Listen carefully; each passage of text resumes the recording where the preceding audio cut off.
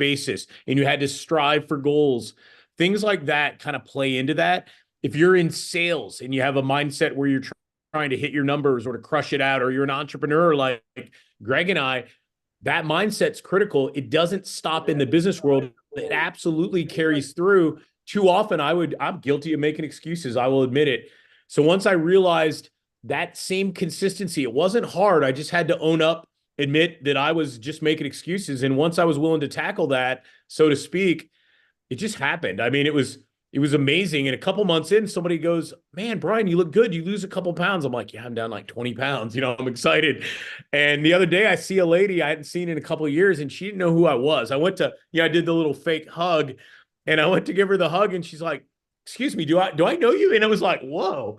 I'm like, I know her and her husband really well. And I was like, "Jen, hey, it's Brian Anderson," and she goes, "Oh my God," and it was like, she was flabbergasted. So for me, I think the consistency and the perseverance that comes out of sports, if you want to think about it, one of the things that I've noticed that separates, I was never the best athlete. I was always okay. I had good genetics for lifting and for, sports like football, but I was never a fast guy.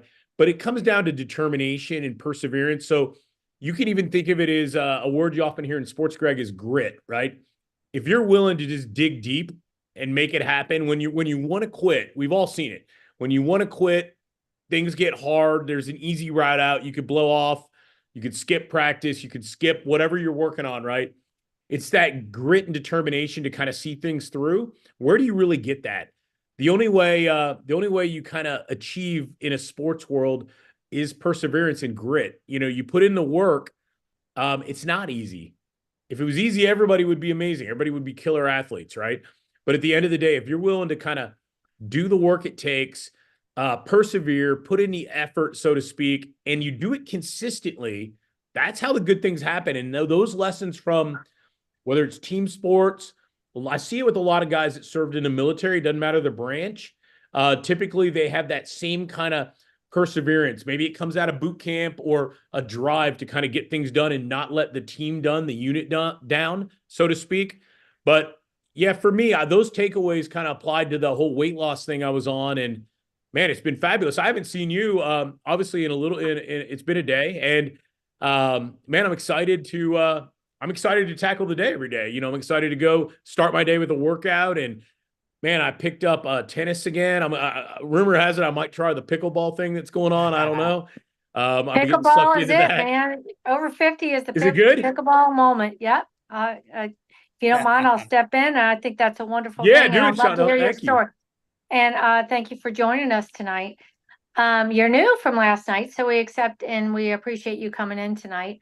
I also had a persevering moment and time where I grew up fully sports. I'm the youngest of 9 kids. Grew up on a soccer field. Grew up on playing t-ball to anything from softball off to. I was a state championship for the YMCA with my soccer ball team. Then I went on to basketball. Got into a drill team with my high school. Ended up getting asked to be a New Orleans Saints sensation. And then from there, I kind of kept in the sports, but played along with it. And I love my New Orleans Saints and got into, since I was a child, my dad said, you have to learn Atari. You have to learn Atari before you learn a fourth down for the football team. If you learn Atari, you'll learn how to play the football game. Then you can watch the game with me. And that's how I grew up. So I'll pass the ball back to Greg. Greg, take over, please. Nice to meet you. Thank you. Yes, as we go, I want to get through the guests that are here for the interview, but I would love to hear before we're done today or at some point in our show from everyone about what's paid off for them in business. But Brian, specifically being a fan of sports, how has that helped you in life or in business? I know for me, like everywhere I go, it's like my icebreaker. I was just on a trip to Dallas. Needed a way to make conversation with people. And it's just so easy to bring up the Cowboys there, right? But how is being a fan of sports something that adds value to your life and business now? No, for sure. So undergrad, I went to Florida State, right? It's been a polarizing year for the Seminoles, let me tell you, right? When went undefeated. We got the playoff snub. We got crushed out by UGA in the bowl game. But you know what happens is over the years, so over like 30 odd years, I've been part of this tribe, right? The Florida State, the fans, the alumni, whatever. And no matter where you go, like I'm in Atlanta. Other day I was in Vegas. I saw a guy with a Florida State hat on walking into one of the casinos, and I said, "Hey, go Noles!" And he gave him a "Go Noles." Stops and talks to me. But it's the ultimate icebreaker, right? It levels a playing field between people who don't know each other and allows you to kind of feel comfortable chit-chatting somebody up. No matter the age difference, it doesn't matter, backgrounds, anything. It totally levels a playing field. For me, I have countless experiences came out of that college football camaraderie, whether it's attending games and meeting people in the stadium, or it's when I was younger, it was friends of mine's parents, and those connections prove valuable to kind of get, inroads into job opportunities and business opportunities. But no, I mean, I think people that are part of a team, even the fan base, tend to believe, hey, that guy's all right. He or she's a Saints fan, right? Like we just mentioned a minute ago, or your Cowboys guy, right? You got to like him. Or if you're a Bills fan, you went through the 4 tough losses, right? But it galvanizes people, right? It's shared experiences through sports. Everybody remembers, if you're a Boston College guy with Doug Flutie in the past, right, beating the Hurricanes. Think about all the things. If you're a Celtics, Greg, you're a Celtics guy, right? Yeah, if you're a Celtics fan, you think of Bird and Magic in the 80s, right? If you're a Jordan guy, if you're, in the 90s, right, late 80s, early 90s, it's Jordan against anybody, right? Jordan Pippen, right? And so it just creates that experience where people, they feel like they're part of the collective. And I've seen the same thing on and on again. And it doesn't matter what kind of sports, man. It could be my daughter. I have a 12th grader on the dance team at the high school.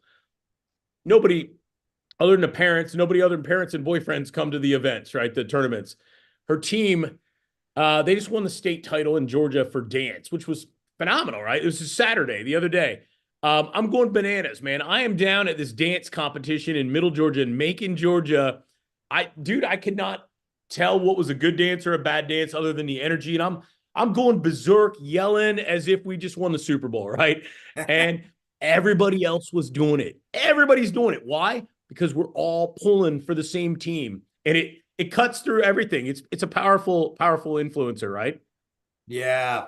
Yeah, so true. I mean, sports, it's like the ultimate thing that unites society. There's so much that I love about sports. It's the only place I really feel like a patriot. It's the only place I feel like I can still say we need a miracle, right? A lot of the things in culture that unite us, I feel are alive in sports and are starting to be missing from society. Awesome, Brian. I want to make sure we get to hear from Matt before the game kicks off at 7:30. I hope you can stick around and give us your take on the NBA and what's going on with Atlanta, especially because I was expecting them to be doing a lot better than they are these days, but I haven't really seen them play at all yet. To be honest, man. I don't start really watching basketball till football ends. But now that football's over, I'm all in on basketball. Thanks again for being here, Brian. Anything you want to give a shout out to that you're up to, or? No, man. I'm excited. I'm running the financial services company. We're helping small businesses around the country. It's been a rush, 2.5, 3 years now. Single tracked every day, 12, 15-hour days sometimes. And I wouldn't have it any other way, but it's been awesome. But listen, I'm going to be here, and I look forward to hearing from everybody else. So thanks, Greg. Awesome. Yeah. Thanks so much for being here. Hey, quick note for everyone. We're having a tech glitch with the live stream. So I had to just queue it up as its own event.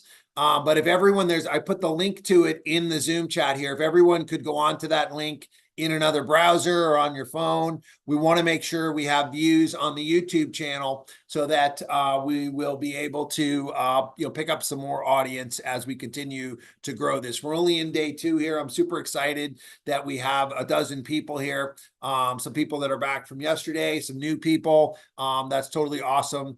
I expect that people will pop in and pop out as they're coming. But our main strategy and part of what I'm doing in building this is I'm being very transparent about how we're doing this so that you can learn how to do it as well if you might want to. And also we are interviewing. So if anybody here would be interested in being considered, some people are here to essentially audition and give their takes to be on our team as we look to grow the team. But here's the marketing plan is every night people go to the YouTube to watch live sports. And they go for two reasons. Number one is they maybe don't have the game on TV, so they want to see the game, which you can't broadcast games live on there for copyright reasons. But so some people are coming for that reason. The second reason is that they just want people to talk to. In fact, it was funny when I was doing my research, the number one channel for YouTube, it's like some channel from like a third world country, but literally all they do is put the scoreboard up and play music and show the game. And they get 200 to 500 people a night that come and watch that YouTube channel and chat. So we want to tap into that audience. That's why we're centering the show around an NBA show every night. And my vision for this is people that want to chat about the game, they can be in YouTube chatting. Hopefully we got the YouTube chat turned on because we were having some tech glitches with that. But they can be doing the same thing they were doing before, but they can also come up in Zoom and build relationships, build a community, learn about business through sports and do more than just watch the game. Some people just want to watch sports and be entertained. That's totally okay. Our niche, what we're about is connecting around sports, building friendships and relationships around sports, and learning from sports how to be better in life and business while we enjoy the games together. That's what we're going for. That's why each night is going to be centered around whatever the game of the night is. Tonight's TNT game is the Orlando Magic and the Oklahoma City Thunder. So we'll be talking about that. We're also going to take takes on the Super Bowl. All right. So next I want to bring up Matt Travis. Matt and I have known each other as well from online and business. Go ahead and introduce yourself, Matt, what you're up to in business and, what sports you played growing up. Yeah, Greg, this is really cool, man.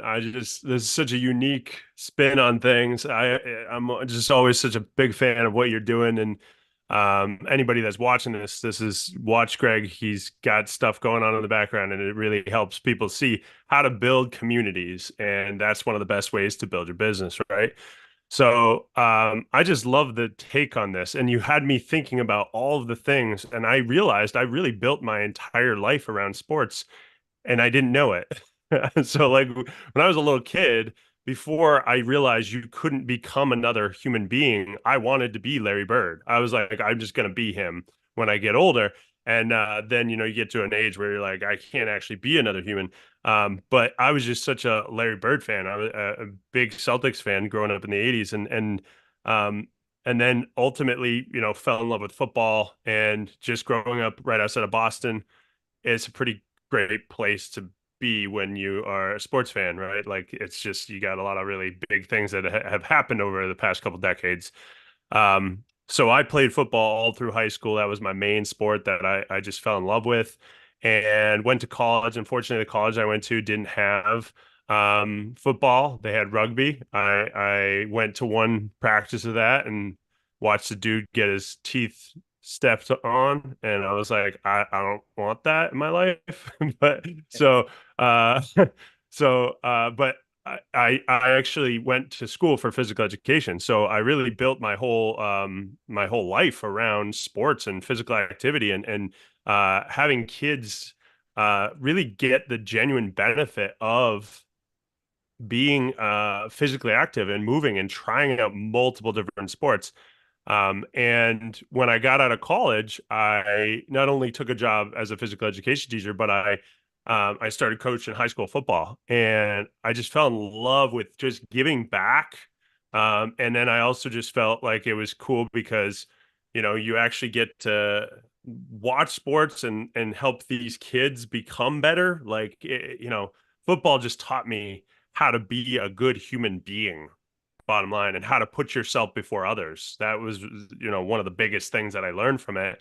And I was an offensive tackle, so it was like, your only job is to make sure the quarterback doesn't get taken out, right? So it's like, I just loved going back and starting to do all of those things in my early 20s. And it interestingly took me even in another route where, I was watching these football players just running down the field and like, tearing an ACL and things like that. And it actually led me into getting my certification in strength and conditioning and functional movement and all of that stuff, where I started to really fall in love with training young athletes and helping them stay safe and healthy when they're on the field. And I ended up opening up a fitness facility for young athletes called Athletic Revolution. And yeah, I don't know if we ever talked about this, Greg, but so like in my whole younger, this was late 20s, early 30s, for about 6 years, I had a whole fitness facility.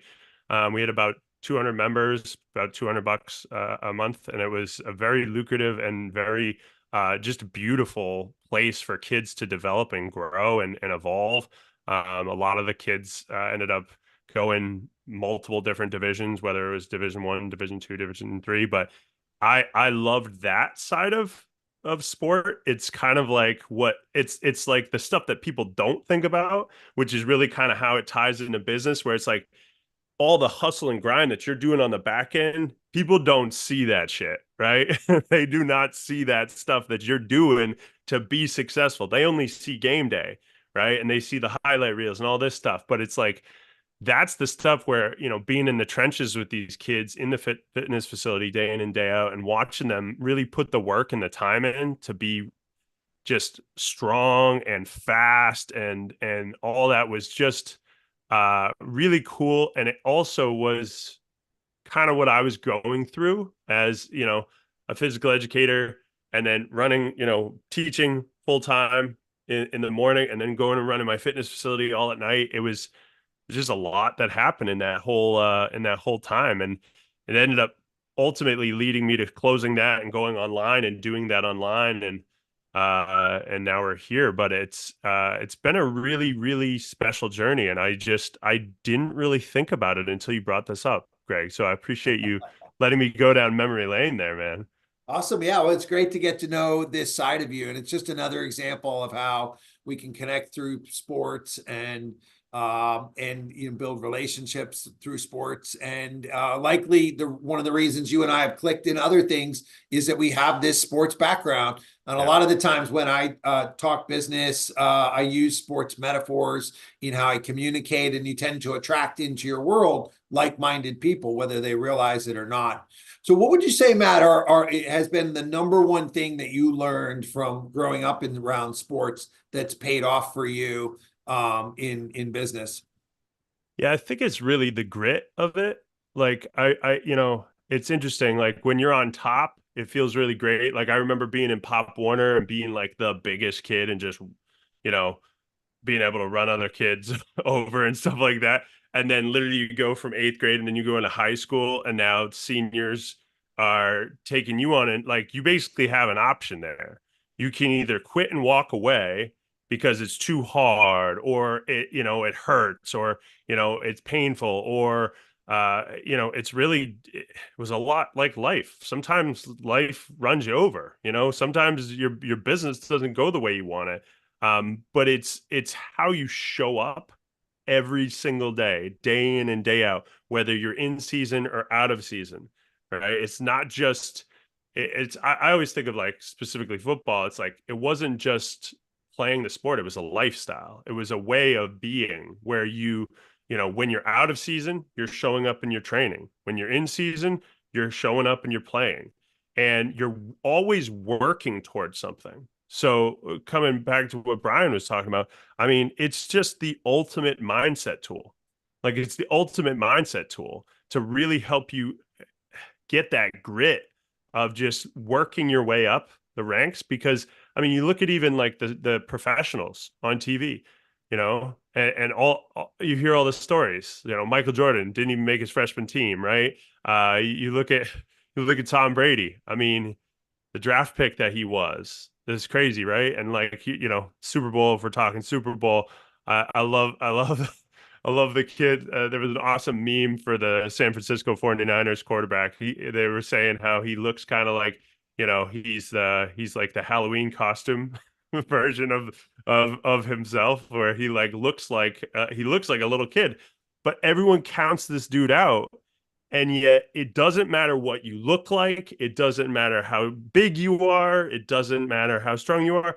All the dudes that are super successful in all of this, they have an unstoppable mindset that makes them successful, right? You know, like I look at Tom Brady, Julian Edelman, Wes Welker, right? All these, you know, Julian Edelman and Wes Welker were super small dudes and played at such a high level in the NFL. Like, you know, and everyone, I'm sure their whole life counted them out.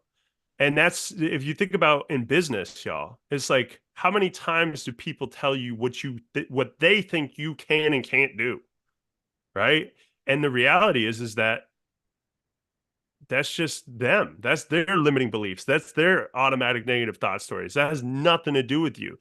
And all of the thing about sports, and the thing that I love about it, and you know, I always go back to Tom Brady because just you know, I was just, it was so great being a Pats fan in that time when he was there, and he teaches you everything about how, like, I loved watching the 30th for 30 on him, because he basically would go home on Saturday night when everybody else was out doing whatever they're doing, right? And he was like geeking out on film. Like he was just watching film, like doing the stuff that nobody else wants to do, but he made it something that he just liked doing. And that's the same thing that I do in business every day. I do the things that no one else will do, so I get results that no one else will get. And that's really, you know, that's one of the biggest pieces of this. I love hearing both you and Brian talking about the phrase grit. I think it's something I didn't even realize until this conversation, how much that comes from sports. How many times, you know, we would go out and just shoot jumpers on our own on the playground. And I loved it, right? That you and everyone who's here who's played a sport, you've done that. You've done that work on your own. And I think that's the real message for those of you that are here on Zoom or watching on YouTube is if you've played sports, then you have this in you. You already have this grit, this mindset, this ability to put in the work and do it. And you just need to apply it in the same way that you did to learning that sport. That's how you succeed in business and in life. And I think about it, especially for something like this, right? This is a YouTube channel. We're starting from scratch. And it's tempting to think, oh, there's not even going to be anybody watching. Nobody's even going to want to come on Zoom with me the first couple times, right? And I could have bought into that story and not did this. But instead, I realized hey, I was fine shooting hoops out there by myself. If nobody shows up tonight, I'm here. I'm going to do the work. I got plenty of things I can talk about. I'm going to try out ideas for reels and just see what works. And I'm going to keep showing up every day.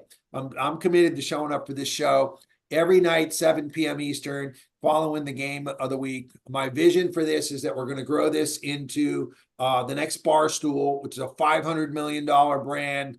But it's Barstool for the people, where we're all a part of it. We're all a part of the show. It's not just a spectator sport; it's a participation event, and that's what we're building. And I commend everyone who's here that you guys get the vision of this as well, and that before we dive into talking sports, we're learning from sports and we're realizing how much we already know. That's so powerful for you to be getting from that. So what about being a fan of sports, Matt? How is being a fan of sports?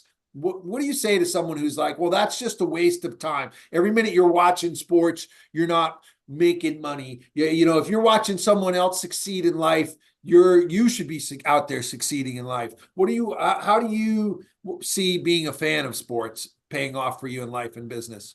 You know, I think everybody has their own belief system, right? And whatever you believe to be true will be true for you. So if you believe that sports, some people may have an issue, right? If you're spending every night, every day, all day watching sports, that might be an issue unless you actually do this for a living, right? But I know for me personally, I can go anywhere in the world, man, and when you say you're from Boston, like it instantly just starts a conversation about the Red Sox or the Celtics or the Patriots. Like it's just it's a common denominator. It's like you said, it's like an icebreaker that makes it so it's just easy to create rapport. And a lot of business is about rapport. It's about connections. It's about relationships. In my program, I teach all my clients. It's like this is all about rapport, connections, relationships, and influence. That's all this is. And people just when they can connect with you on some level, like it just makes such a difference. Even if like, they don't like it could also create like, if I come across a Jets fan, like we have something that we can go into, right? Because they're like, they'll go into their thing. So it just creates instantaneous rapport, and it's just a great way to move forward. So I think anybody that's saying you can't have that, it's just because that's their own beliefs, and people can believe whatever they want. I do want to make one point, Greg, because I feel like you're giving a voice to every like guy that's ever screamed at the television and wanted to like tell the coach like why are you doing this? Like you're giving everybody here a chance to scream at the television together. So look at that, man. I think it's awesome. That's what we're here to do. I can't wait for football season together. We have NBA. We're gonna have March Madness together. We scream at the TV together. Give each other our opinions on things too. Sometimes I'll listen to Pat McAfee show and I'll be like, I don't agree with what he just said. I'll try to put it in the chat, but then it just gets lost in the chat. Nobody ever sees it or responds to it or has a conversation or builds a friendship around it. And I'm like, all my genius opinions about sports, like yesterday I was saying, I think Kyle Shanahan should be fired and they should hire Belichick to get him over the hump. I'm like, this is not going anywhere. Awesome, Matt. I really appreciate you being here and your insights and your support in this. And I hope you can stick around and talk sports with us tonight. I want to dive into sports tonight. Just anything that you got going on that we can give a shout out to? I'm supporting you, man. And I love what you're doing here. I got to go feed my kids, but I'll jump back in after all of that goodness. Awesome, man. Great seeing you. Appreciate your insights and your wisdom and being here. Yeah, and keep the Boston faith going. Absolutely, man. It's a tough, you got to take the wins with the losses. I think it's also about the whole, not being a fair weather fan, right? That's also with business. You have some seasons that aren't so great in business, right? It's like you got to just stick it out. So I love all this, man. Thanks for being awesome. Awesome. Yeah. Thanks for being here. All right. Our game of the night has tipped off. I was on NBA Network. If you saw me changing the channel, I had to switch it over to TNT. It's the Orlando Magic and the OKC Thunder. OKC, I looked in the standings around Christmas and I'm like, what's going on with this team? And then they beat my Celtics right after that, right before New Year's. And I'm like, who is on this team? What is going on with this? I've been really surprised to see how they are doing. So I want to turn things over to you. This is You Talk Sports, and get your takes on OKC. If you were here yesterday, we talked the Super Bowl in depth. If you weren't here yesterday, I'd love to get your take on the Super Bowl. And I'm going to start with some of our new people that are here because I want to get to meet them and know them as part of this experience. Let's go first over to Matt Bolden. Matt, tell us where you're joining us from, who your teams are, and give us your best take from the Super Bowl. One of the things we really talked a lot about was what was the most impactful moment in the game that maybe other people didn't notice. I think there's a few obvious ones, right. The taking the ball in overtime, the punt off the back of the player's heel, but give us an intro to yourself and tell us what are your thoughts about what impacted the Super Bowl most, Matt? Cool. So my name is Matt Bolden. I live in Denver, Colorado. I played professional basketball for 8 years. I went to Gonzaga. I got a lot of ties. Even just watching this game on right now, there are 2 Zags on the floor, Chet and Jalen. I love. Welcome, bud. Appreciate it. Yeah. But basketball. Happy Mardi Gras. Yeah, happy Mardi Gras, man.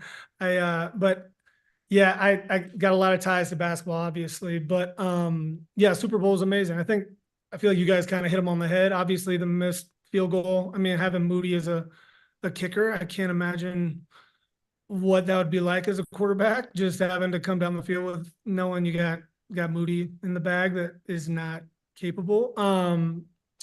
But yeah, I mean, I bet you guys covered probably all the takes in terms of what nobody. I feel like you guys probably saw it all. Yeah, the first thing I thought of was the choosing to receive the ball, and then the field goal. Obviously, I think Mahomes is just the luckiest dude. You can't script some of these things that go his way, but I mean, he's amazing, but I wanted Christian McCaffrey to get one. Yeah, I feel that. So yeah, given your Gonzaga experience, let me kind of give you a question on that. So, March Madness, it's one and done, right? That's what makes it so exciting. Anybody can have a bad game at any minute. Why do you think, like, and crazy things happen in March Madness, right? But so why do you think it's different in NFL playoffs? I mean, it's the same, one and done, but it doesn't seem to quite have the madness. Like Mahomes seems to be able to get there and win it, 3 out of 6 years. What's the difference, you think, in those two things? Man, matchups, 100% matchups. There are years where, even when I was playing, where teams were fringe. Arizona, I remember that year they had Chase Budinger, Nick Wise. They had a bunch of really good players.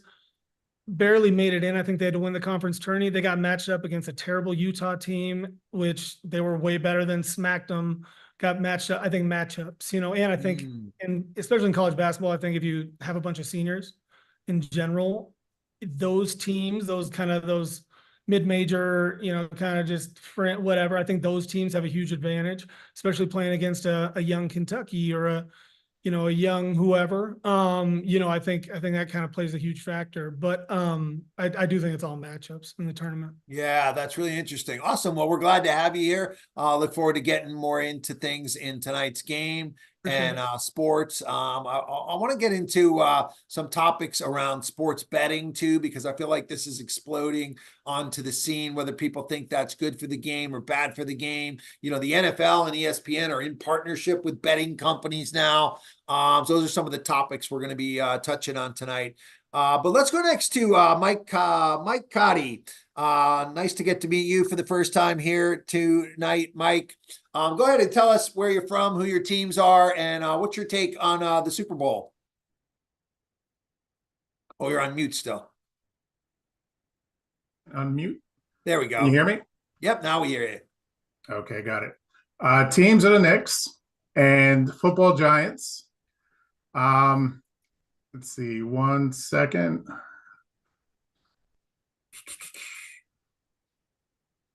Okay, so yeah, teams are Knicks and Giants. As far as the Super Bowl goes, I mean, what I saw was pretty much what everybody else saw. There's nothing really. I'm sure you guys touched on everything. The field goal, the missed field goal, biggest play. But in my mind, I'm big on sports psyche, on, when it comes to business and sports, the correlation, I think, is definitely there. And I'm always studying those two. Have you ever read the book, Good to Great? Yeah. Collins, right? Yeah. Collins, I correlate that to sports as well from my experience in sports. And, what I did notice about the Super Bowl was the way Mahomes, at one point, I think it was in the third quarter, where he kind of said enough is enough. And, they were having trouble in the first half, trouble in the beginning of the third quarter. But at one point, Mahomes said, you know what? If I'm going to go out, I'm going to go out swinging with what, I do best. And then he started running the ball.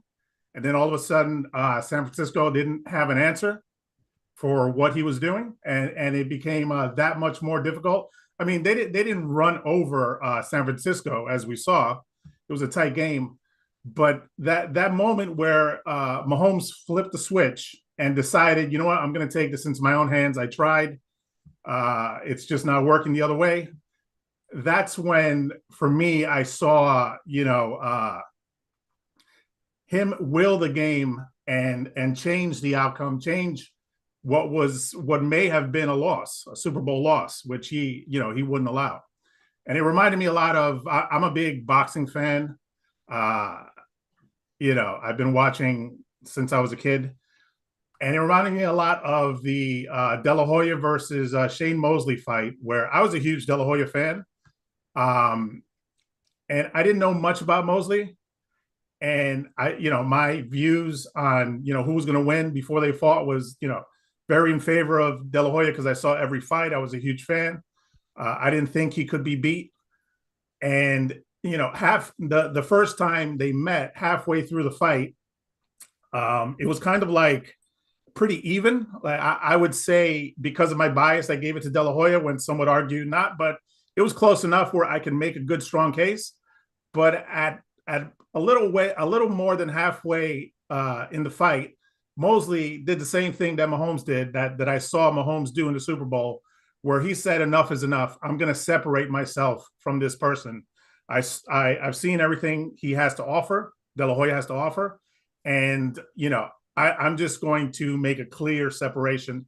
And that's what he did. And he went on to beat De La Hoya.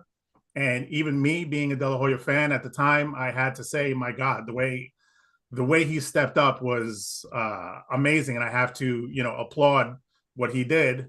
It was the same with Mahomes. I'm not a huge KC fan, but what he did, to separate his team, I had to applaud. Yeah.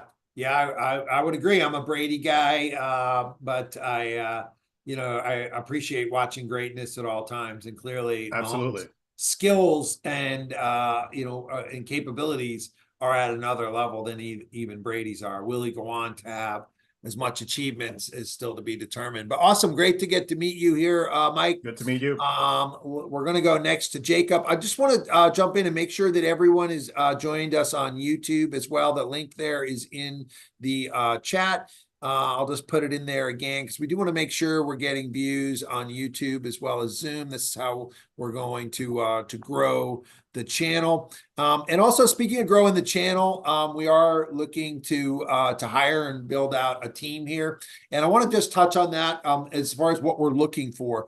We're not going to be able to build the channel by saying the same thing that ESPN is saying. We're not going to out Pat McAfee, right? The way that we're going to be able to build a channel is by tying in business lessons like we're doing, which is kind of unique, by being funny, by having takes that might be a little over the top. It might be, me calling for, like I want to intervene and say Tom Brady is one thing, but you remember it's all about Drew Brees. I miss Drew Brees, and I can recommend and see he might be with the Saints next year. Hold your breath. Let's see. Saying that Drew Brees is coming back.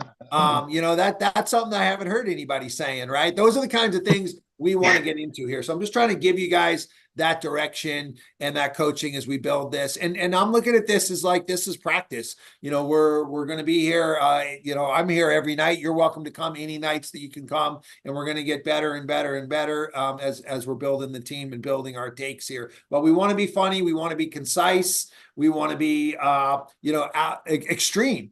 And if we can tie things back to business, those are our brand points that we're looking to build our channel and our audience around. And we want to attract people that are around those things. So just keep that in mind as you're giving your takes and answering your questions as we go around the horn. So let's go next to Jacob. Great to get to meet you here tonight, Jacob. Tell us where you're joining us from and who your teams are and what was your take on the Super Bowl? Yeah, well, I actually live in Ohio. I moved away from the West Coast, California, so you can imagine that I grew up watching the heartbreak on Sunday. Missed field goal was the thing that, of course, I noticed. Missed extra point, right? Missed extra point. Yeah, that missed extra point, that was a heartbreaker. He should have made that. It was a chip shot, but, I guess even the best miss them occasionally with him being a rookie, so, I can't hold it over his head. I am a Niners fan, so I grew up watching the good, the bad, and the ugly times with the Niners and being there, so that's just one of my things. I grew up watching the Giants, of course, as well as the Golden State Warriors. So I've seen the good, the bad, and the ugly with all three of my teams. So been there, done that. I still love them to death, even though I live in Ohio now. So it's like, well, I'm rooted in California, but the thing is I'm still a part of the faithful, as we're called out there in California. So that's the Nice, big thing. awesome. And that Yeah, well, missed we're glad that was a to heartbreaker. have you here. The Bay Area, it's an interesting place for sports. Any city Oh that yeah. has all the teams, it's a big sports city. Oh yeah. And is it a city where you kind of have to like choose to like because there's a lot of the teams in that market have two, right? Right. Yeah. You've got LA, of course, you got the Clippers and Lakers, and then now you've got the Rams and Chargers both in LA. So, you've got different varieties with Oakland and San Francisco. You don't have the Raiders anymore, but you still have the 49ers. Actually, the Athletics are leaving Oakland for Vegas too. So soon enough, we might see the Las Vegas Athletics. So I grew up watching all the teams pretty much in the Bay Area. So So then I'm it's kind curious, of hard to. growing up then, like if the Raiders are winning, are you like, do you guys hate the Raiders, the Niners fans? Oh, yeah. Or Oh, yeah. how does that work? Because what's interesting? I moved to Florida 20 years ago. I've been living in Tampa now. And like Florida tends to be like I live in Tampa. They love the Bucks. But they're like, hey, if the Bucks are out, we're cheering for Miami and Jacksonville. Our state's gonna stick together. And I never really seen that anywhere else. I'm not sure that's normal. No, not in California. The Raiders fans hate the Niners fans, the Niners fans hate the Raider fans. So to me, I've come across a lot of Raiders fans. To me, they're just human beings. So I get That's it. how I think it would be. So that's interesting take for it to get from you. Awesome. We're glad to have you here, Jacob. All right, we're going to go next into talking about tonight's game as we go around the horn and take some more takes here. And we're going to go next to Cameron. Another thing I just want to mention, and again, we're just all learning this, but we want to assume every night is a whole new audience. So don't worry about what was said last night. Don't worry even about what you said last night. I might literally tell the exact same story I told last night if it fits in the conversation of what we're doing, right? So don't like as we're learning this, don't worry about what was said in previous episodes because each episode is its own new show. So let's hear it from Cameron, and then we'll go to Devontae. What are you looking for in tonight's game, Cameron? I'm eyeballing the Thunder. Honestly, they're at the top of the standings, and I think they're a pretty good team offensively and defensively. They like to get touches in the paint and swing the ball outside. I like their 1-2 punch in SGA. He's an MVP getting about 30 a game. He's an all-star starter. Snubbed Curry spot, but he deserves it. He deserves it. He's been balling hard all year. And Chet Holmgren, he's in the discussion for Rookie of the Year. I know you can't let Victor Wembanyama, he ain't gonna run away with it. Chet, his defensive presence is just as big. He's a baller on offense. But the one thing I'm looking for with the Thunder right now is they're playing the Magic. I'm looking at the standings. The Magics are in the 6th seed. And if the playoffs started today, they'd be playing the Bucks. And I just don't see the Magic getting over the Bucks. The Thunder, a lot of people think the Thunder can go far. But my one tick on the Thunder is they're light years ahead of where they should be right now. No, that's no knock on them. I think they're a great team. But I think experience and age can come back to bite them in the playoffs. If you get a team like, if you look at the standings right now, you got the Warriors and Lakers right there at the bottom. And I tell you what, if you're the Timberwolves or Thunder, you do not run into Curry or LeBron in the first round. So, yeah, good point about those first round matchups there. It's interesting about this OKC team. I was thinking about as I was looking into them today, I was thinking about other teams that were just young and kind of came on like this. And you're probably too young, Cameron, to remember, but the first team that came to mind for me was the Durant Westbrook team, which was an OKC team. I'm like, those guys were like young guns. I think Westbrook was in his first or second year and Durant was in his second or third year. And I remember them like pushing, I think it was the Lakers with Kobe, like to a game 7. And just like these young kids were just balling. And then before you knew it, they went to the finals. Oh, they had Harden on that team too the next year. yeah, So it's 6th so man of the interesting. year. Yeah, it's so interesting to see OKC kind of repeating the cycle and being like that again. Devontae, what are you looking for in tonight's game?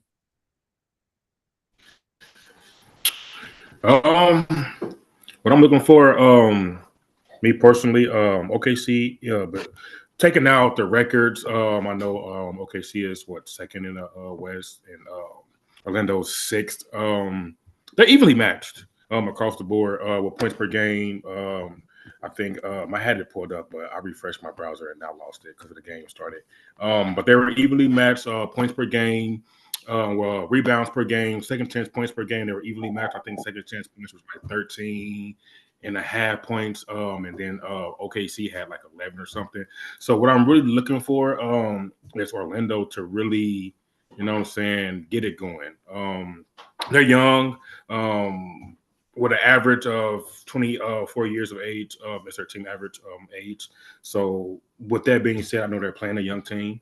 I'm just looking for Orlando to get it going in the Eastern Conference. You know, this is a big game for them. Win, lose, or draw, it's a big game for them, even though, like I said, OKC is young. It's a good fit for them to get going, get Pablo going, and the other guys involved. Off of them being young, I feel like it'll be not easier, but less challenging for the young athletes to go out and play. You know, I don't really care who wins. I'm not an OKC fan. I'm not a Orlando fan, so we don't care about that. I like to see matchups, and I want to see these young guys go at it. Yeah, I would agree with everything you said. It's a good, fun, young game. Who's your team again? Yeah, I'm a Lakers fan. Lakers fan. So then technically you would want Orlando to win, right? Because if OKC loses, that's no. Whoever the Lakers play, nobody wants to see the Lakers in the playoffs, period, point blank. Nobody. They have one of the best teams on paper. Nobody. It's true. They're not healthy right now, but we all know after the All-Star break, teams really started to gear up and really play hard. Everybody knows how the in-game tournament with Lakers, they played phenomenal. I think they went undefeated, I believe. So when it comes to crunch time and it comes to LeBron and galvanizing the troops and getting them going, nobody wants to see the Lakers in the playoffs. Yeah, it's very true. Very true. All right. Let's continue here. Let's David, what's your take on tonight's game? Yeah, for sure. People talk about the Thunder being a surprise team, but I think if you go back even to about 10 years ago, when Presti first traded Harden, you knew that they always had something going on. He's got a huge treasure chest of picks, so we knew eventually that they were going to be one of the not only most talented teams, drafted the most talented players, and still not be the best teams, but ascending to where they've gotten to. The Magic, I think, are a shock because last year they were pretty highly, and they moved up. Like I said, they're sixth in the standings right now. I like what they're doing with Mo Wagner, with Paolo Banchero. I was hoping Paolo Banchero would be a Rocket, but sadly they made the smart choice to choose him with the number one pick over Jabari. So that's the matchup I like tonight is Chet Holmgren and Mo Wagner against each other. And you mentioned the spread earlier. I do like to bet on sports. It's a 2.5, 3 at some different places. I would take Orlando in the points. Gotcha. Yeah. It's interesting. This is kind of being dubbed as a Holmgren versus Banchero because they're number 1 and 2 in that draft class. But I think you're right. It's going to wind up being Wagner on Holmgren as far as the actual matchups in this game.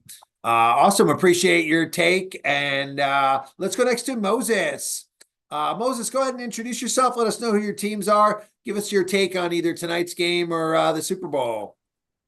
All right. So, hello, guys. My name is Moses G. Francois. I'm a Steelers fan and a Heat fan. I'm coming from Boynton Beach, Florida.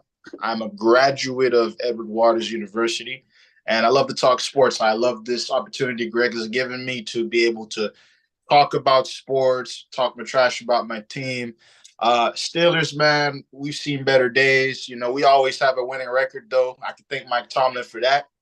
And we got rid of Matt Canada. He's gone. Thank God. So hopefully next season they can muscle up, and we got Kenny Pickett out, Mason Rudolph. They're trying to decide who they want to start next season. Hopefully Mason Rudolph. But yeah, that's just a little bit about myself. when it comes to the Super Bowl yesterday, or excuse me, Sunday, it feels like yesterday. So Pat Mahomes had the 49ers defense in a disgruntled frenzy, I feel, especially with that 4th and 1 with that read option. That read option was very well called right there because that opened up his scramble for about 20 yards from, I think, the 35-yard line, which ultimately set them up for that nice motion fake by Mecole Hardman to win the Super Bowl.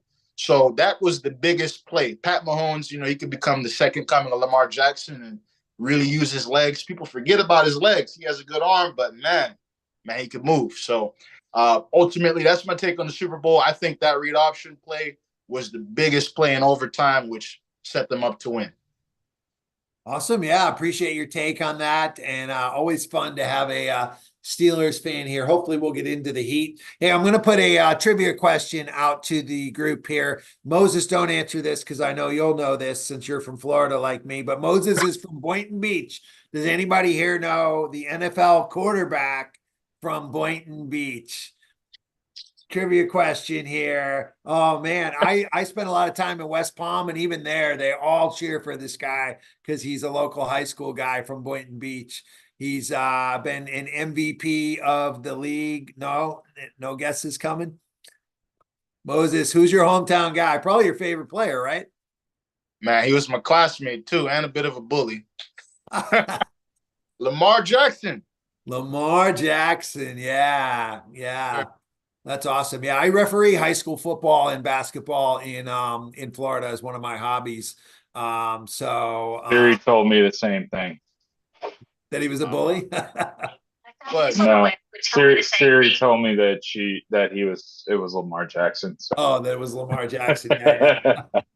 Siri. Awesome. All you right. You can count on Siri or Alexa. It all depends. Yeah. Awesome. By the way, if you're just joining us, if you want to give us a take, go ahead and turn your camera on. I see Rain just got plugged in here. Love to hear where you're joining us from, Rain, who your teams are, and what your take is on tonight's game or the Super Bowl. I'm calling from Las Vegas, Nevada, man, and I'm a Raider fan, Lakers and Raiders. I just jumped on. I'm supposed to jump on tomorrow, but I had a couple minutes, and I both last night, so today, so I just say hello and chime in. Awesome. Yeah, we're glad to have you here, and look forward. Yeah, man, welcome. Look forward to seeing you tomorrow as well. All right, let's go next to Larry. Larry, what's your take on tonight's game? All right. Well, everybody knows that I am big on football and I'm huge on basketball. No, I'm just tall enough to play basketball. So from what I was doing my research on, it seems as if, OKC lost to the Magic earlier in the season by not even quite a few points. So you can't really judge too soon. Now they're not playing in the same field. When we look at stats, we look at points per game. It's 120 to 111. As far as average, I mean, you have number 10. You have the 10th to 27th. I mean, we were looking at that. They're the number 6th in the East. The Orlando Magic are, whereas OKC is number 2 in the West. And I believe that the West is a very strong conference. You can correct me if I'm wrong. Because like I said, I'm not huge on basketball, but my wife is. I was gonna have her join me, but she's giving me a death stare saying, "Do not all good grab me." No, all good. We appreciate you being here. We're going to be talking all sports tonight. Yeah, no, but like I said, It's going to be. I think the point spread, what they have for tonight is very tight. The money line is very tight. I know we were talking earlier about the betting. So it's actually very tight for tonight. So it should be a good game. All right. Always appreciate your insights. All right. We're going to go back around to Matt Bolden here to get your take on tonight's game. And Matt, being from Gonzaga, there's some great players on both teams from Gonzaga. And so here's the question I got for you, Matt. If you were starting a team from scratch, which one of these two rosters would you rather have and why? Oh man, that's tough. Probably the Thunder. I love SGA. I think they just got a lot of weapons. Giddey is a stud. Jalen Williams is a stud, another WCC guy. I mean, the Magic are great. Don't get me wrong. I think their defense is probably what sets them apart from the Thunder, but I'm an offense guy. Obviously, I just rather put up points. So I think I'd probably take the Thunder. But this is going to be a good game. I think they're both young. I like David's point about Presti. I think Presti knows exactly what's going on at all times. That guy's a genius. But yeah, I think the Thunder get it, but the Magic lock up. That's really it. I think the Thunders have a lot more weapons. But yeah, if I had to pick a team, 100% probably the Thunder. SGA is one of the smoothest players out there by far. He's fun to watch. Yeah, he really is. Awesome. All right, let's continue to go around here and let's go back over to Mike. I know you said you're a Knicks fan. I'm not sure if you're able to pull up this game with the Magic and I'm watching it now. Yeah. OKC. It's on TNT. We're going to pick the game of the night. So every night we're going to be centered around an NBA game. It doesn't mean our whole talk's going to be on that, but we're going to have at least one game until March Madness comes, until football comes. We'll have those games on as well. But Mike, from what you've seen or from what you know, who if you had first pick when the choices were Chet or Banchero, who do you think would have been better for the Knicks? For the Knicks? That's your team, right? Yeah. You know what? I don't know much about Banchero. I have seen a lot of Chet, and I don't know. In my opinion, I mean, the skill is there. The skill set is there. That's obvious. Can he take, a full season of banging around, with a tough defense? I know, I understand the defense isn't as tough today as it used to be, but I don't know. I guess I would take Chet. Like I said, I don't know too much about the other guy, but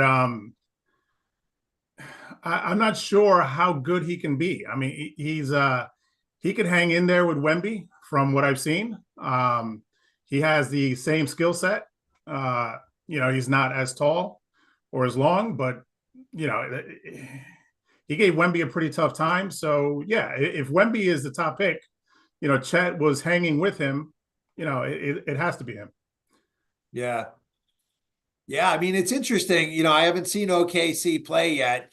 But Chet's not even the best player on his team. No, he's not.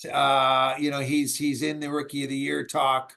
Banchero was Rookie of the Year last year. I think he's clearly the go-to guy on Orlando. So I think for me, it's a little bit of a difference between do you need a go-to guy or do you need a guy who can be a 2-3 guy that's in deciding which one of these guys you might want. Does anybody have a take on Wagner? I haven't seen too much Magic this year. I'm kind of shocked, that this guy's an NBA All-Star. He's averaging 21, 5, and 4 a night. He looks like he would be like, who's that guy? Slow motion. He reminds me of when I first, saw him. I remember him playing at Michigan, I think it was, right? But I haven't seen him do much in the NBA.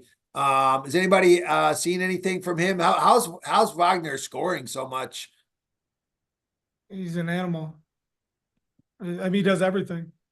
He's a really, really well-rounded player. That's for sure. I watched probably 2 or 3 NBA games a night. He's a beast. He just does everything. He's somebody you'd put on any team and he would help you win games. That's for sure. I mean, just does it all. Yeah. Yeah, I think the clip I saw on him was talking about his like driving to the hoop, that he leads the NBA in like drives that lead to points, which I thought was really interesting, right? He doesn't, strike you by the eye test as a guy who would be super quick, super effective. Yeah, you see a lot of these European dudes. It's crazy how well-rounded their games are. You see guys like Wagner, the Joker, Sabonis, Alperen Şengün here in Houston. It seems like just put the ball in their hands and they can do whatever they want.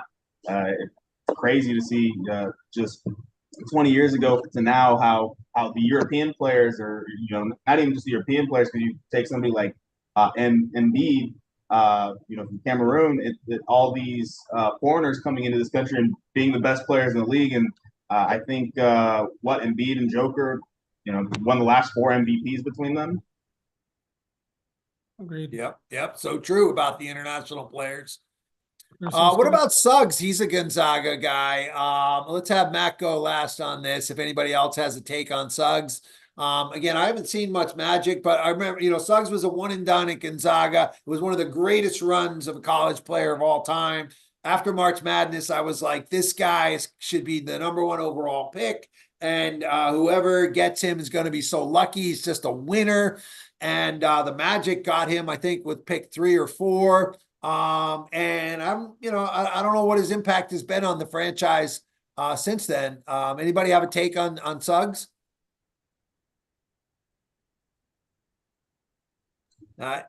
From the games that I've watched, like I said, I don't watch too much of the Magic. I've mainly just mainly Rockets, but I watched a little bit more with the NBA tournament that was going on. Suggs has never really jumped out at the screen at me. Banchero's a bad dude. Wagner's a bad dude.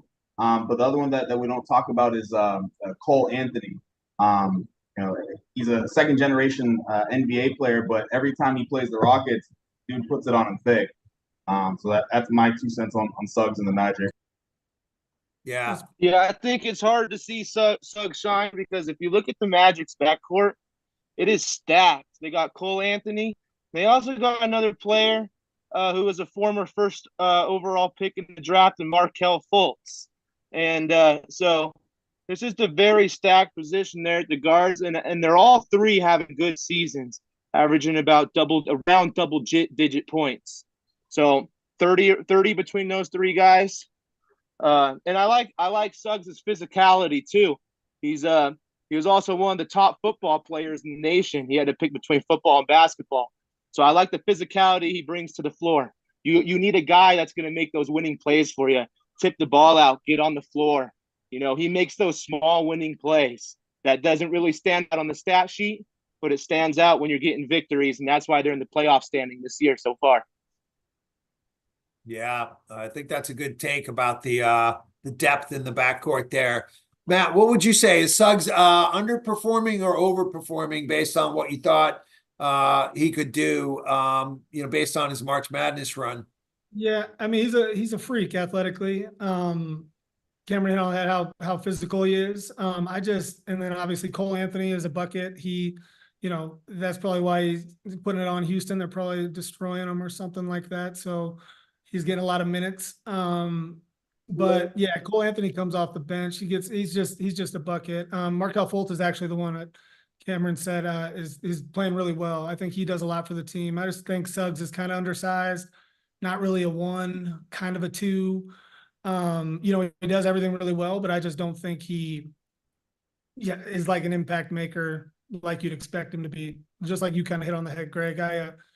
He had 3 threes in that first quarter, but it's all sporadic. It comes in waves. For me, he's not who I would want running my team. Yeah, I would agree. Sorry, not trying to dog any Zags, but he in terms of just, I'd probably take Fultz and Anthony over him. Yeah. Anybody else here have a take on this game they want to share before we move on to a new topic? I think we've heard from everybody in the round robin. All right, so I think it was David mentioned point spreads, and sports betting is a topic that I would love to dive into more and more on our show. The question I'm going to put out there is, given that to me it's a given that you're not going to win long term at sports. If any of us were winning long term at sports betting, we'd be making millions doing that, right? We wouldn't be here. So it's a given that over the long run, you're going to lose money. And especially, we're up against the best computers, the best experts in Vegas. They're setting a spread. They know everything that's possible to be known about sports is already taken into account in the spread, whether it's the game spread or a player spread. And then on top of that, almost every gambling site makes you or encourages you to do parlays. So now it's like it's a 50-50 bet, and you got to pick at least two. So it's like two flips of the coin. The odds are not good. So I don't believe that people are playing thinking they're going to win money. If we are, I want to get into that. And the question I'm going to get into is, why do people sports bet if you don't bet? And if you say the most common answer I get when people want to answer this question is, it makes the game more interesting. Like, I'm not really into OKC Orlando. If I throw $25 on this, now I'm going to root the heck off for it. And if that's the case, then kind of the follow-up part two to my question, what I really want to get to, so I think that'll be the most common answer as to why people bet. But why? Why does that matter? Like, $25 is not going to change anybody's life. The odds are you're going to lose your money anyways. So why does that make the game more interesting to you? It is a topic that I love getting into with people. And to really understand the human psychology of this. Anybody want to open with a take on that?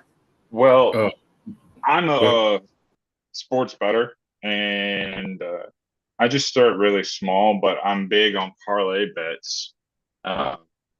And I'll do multiple. I'll put in maybe $5 or $10 here, but being somebody who's very well versed when it comes to the football aspect of it, and very knowledgeable on each, with a lot of players, I look towards the underdog. I don't want to talk betting strategy. I want to, or what each of us bets. I want to know why you bet. Why do you bet? I bet because it's something that it just helps me with my financial situation. That's 100%. That's transparency. I'll put maybe, like I said, $5 here, $10 here. Let's see what we can do, and to see if it'll help with my financial situation. So that's me. Okay, so betting, that it might help finances, and hey, that I appreciate that we've got a space here to be real, and kind of dive into this. We'll come back around to that some more if we have time, because to me, that does, you're a smart guy and you're smart enough to know, like, betting parlays, like, there's no logical way that somebody's going to beat the system in that is my opinion. But I want to hear from everybody first as to that. So let's go next to David. What is it that interests you in betting? Yeah, so I think it just gives you that rush. Like you said, kind of makes the games more interesting, but it kind of gives you that, I need Lamar Jackson to get, over 2.5 touchdowns, or I can't have him score. It does make the game more interesting, but it gives you more. It just makes it more dramatic. Even if it's a very boring game, it just makes it more dramatic. Like, they can't give up this field goal. If they pick up this 5 yards, they're going to be in field goal range. So that's the main reason. And this is going to sound really stupid, but I'm also really superstitious, right? I do not bet on the home team. So the Cougs, the Rockets, the Texans, the Astros. I don't bet on any of them. However, if I feel like we're not going to win, I will bet on the other team, hoping it'll, like $25 to see the Astros go, make it another round in the playoffs. I'll do it. And it actually ended up working for a little bit because we were down 2-0 in the ALCS. So I bet on the Rangers the next 3 games. We ended up winning. I kept betting on the Rangers, and unfortunately, I won those bets. So that's the other reason I do it. But yeah, mainly just for the rush. Yeah, it's so interesting. I've heard a lot of people say that when I ask them this question, is they'll bet against their team or their player because then I'm happy no matter what happens, right? That's what David's saying here. That's really interesting. In addition to the adrenaline effect of this, the dopamine effect of this, which I think is another layer to this. Devontae, what about you? Do you bet? And if so, why do you bet? I got a problem with betting. I bet literally every day. I don't bet no $5 here, $10 here. I may take a $20, put it on FanDuel, and I'll make 20 different bets off a dollar. I'm betting on every team. Why? I find it fascinating. I find it interesting. Not for the game. It's terrible for the game. I would totally say it's terrible for game. And I'll get to that reason why in a second. I enjoy betting. I think it helps me break down individuals, break down teams, and to be a part of this opportunity, it'll help moving forward if I want to pursue, some type of career in sports and talking about things like that. So it makes it easier to know who you're talking about, know what you're talking about, and it also makes it easier to look at the numbers. A lot of people like the one who just said before, he don't bet on the home team. I'm not going against my team at all. I watch them every day, all day. And when the doubt, they gonna win me some money. Have they yet? No. And that's the Lakers. Every time I bet on the Lakers, I lose by maybe 1 or 2. And this is each bet. Like I said, I'll bet there's 32 teams from NFL to NBA. I bet on everybody. And that be my problem because I have too many parlays in one. So when it comes to winning, last year I know I won over $5,000 within the span of a year. So that's not a lot, but that's a lot to me. It makes me feel good. It makes me keep coming back. Oh, well, I got $10 here. I'm going to bet. Most people might spend their $10 on something miscellaneous or may go, save it. Me personally, I'm like Larry. I'm looking for my ticket out.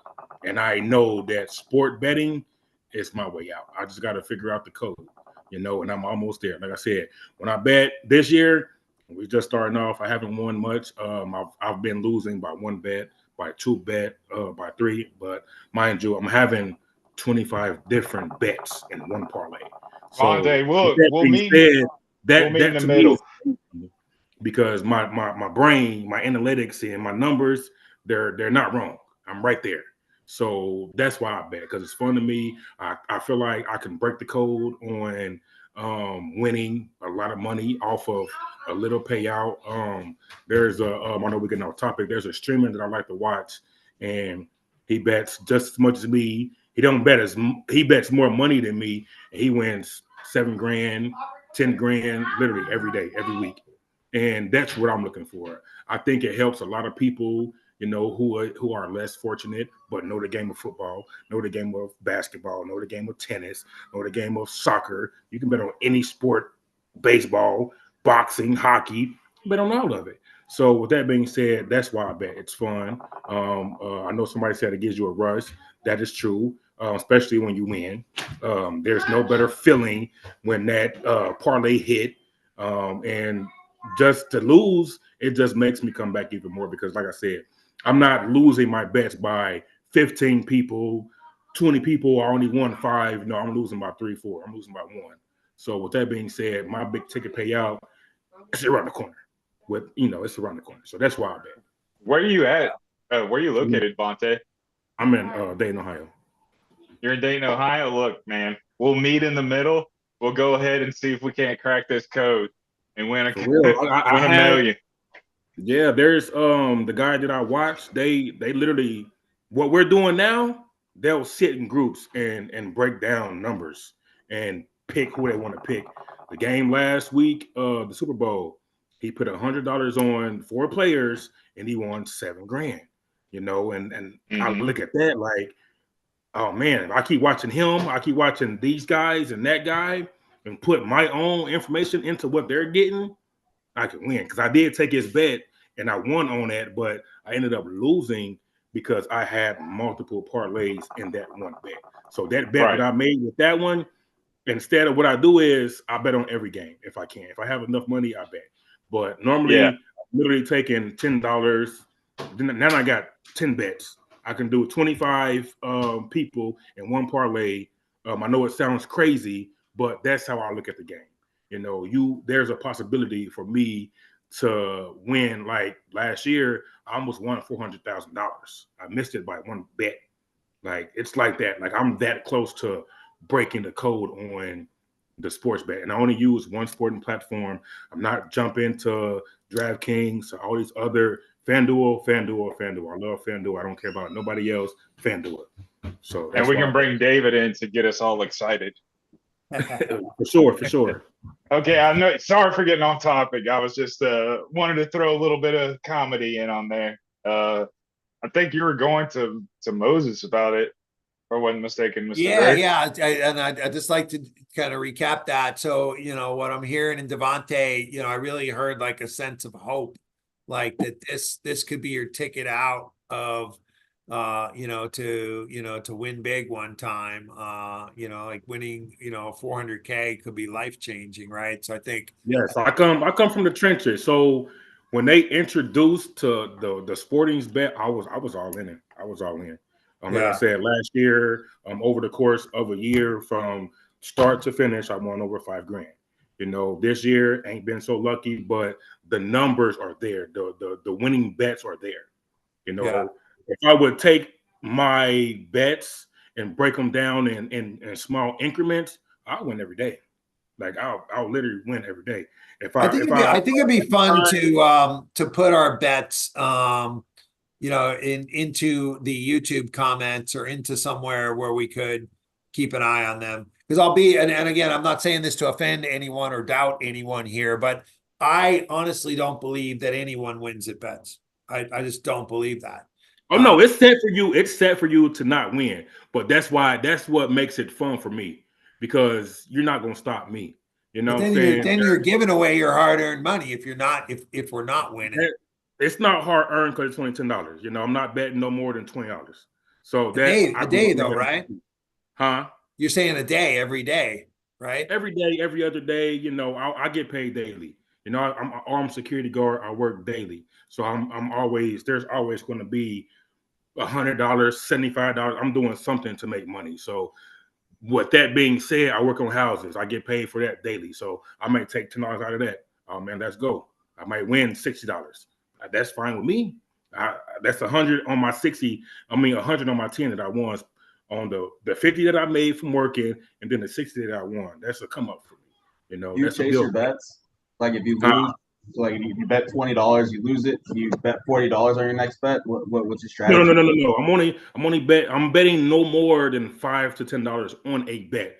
But if I only have $10, I'm making 10 bets. I'm taking whoever's playing tonight, whether it's 5 teams.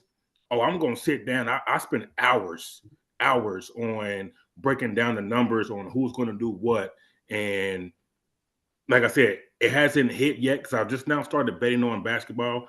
I'm big on football. You're crazy if you don't think you're gonna win on football. I win like every weekend when I bet on football. You know what I'm saying? As far as like who's getting a touchdown, who's getting yards. So football is easier to win because you automatically know 9 times out of 10 Christian McCaffrey gonna score. So you're gonna put him on your bet. But when it comes to basketball, it's a little different because it's got matchups, back-to-back games. Some teams play, one night and off today, and then they play 2 games. So that plays a lot. So blowouts. It's more fun to me when I look at it like that, as far as basketball than football, because there's more people that I can bet on. But what I'm saying is, you say you take, let's say you take $10, so you'll put a dollar on 10 bets.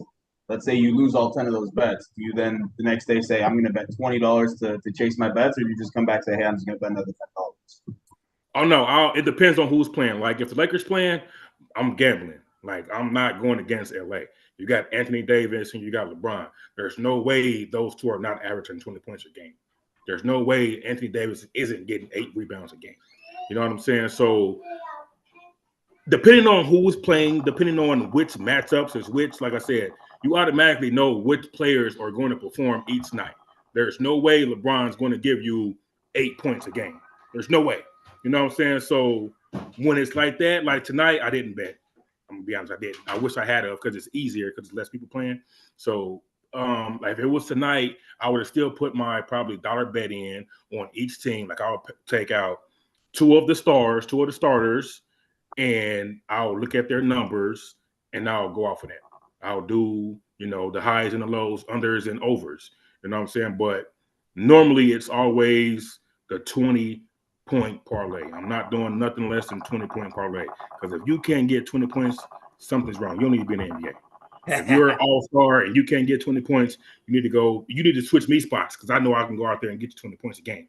You know what I'm saying? I'm going to jump in because I don't want to get into strategy, but I kind of want to get to hear from everybody about what motivates them to bet. And so far, what I'm hearing is, money that people believe they can win and maybe are winning.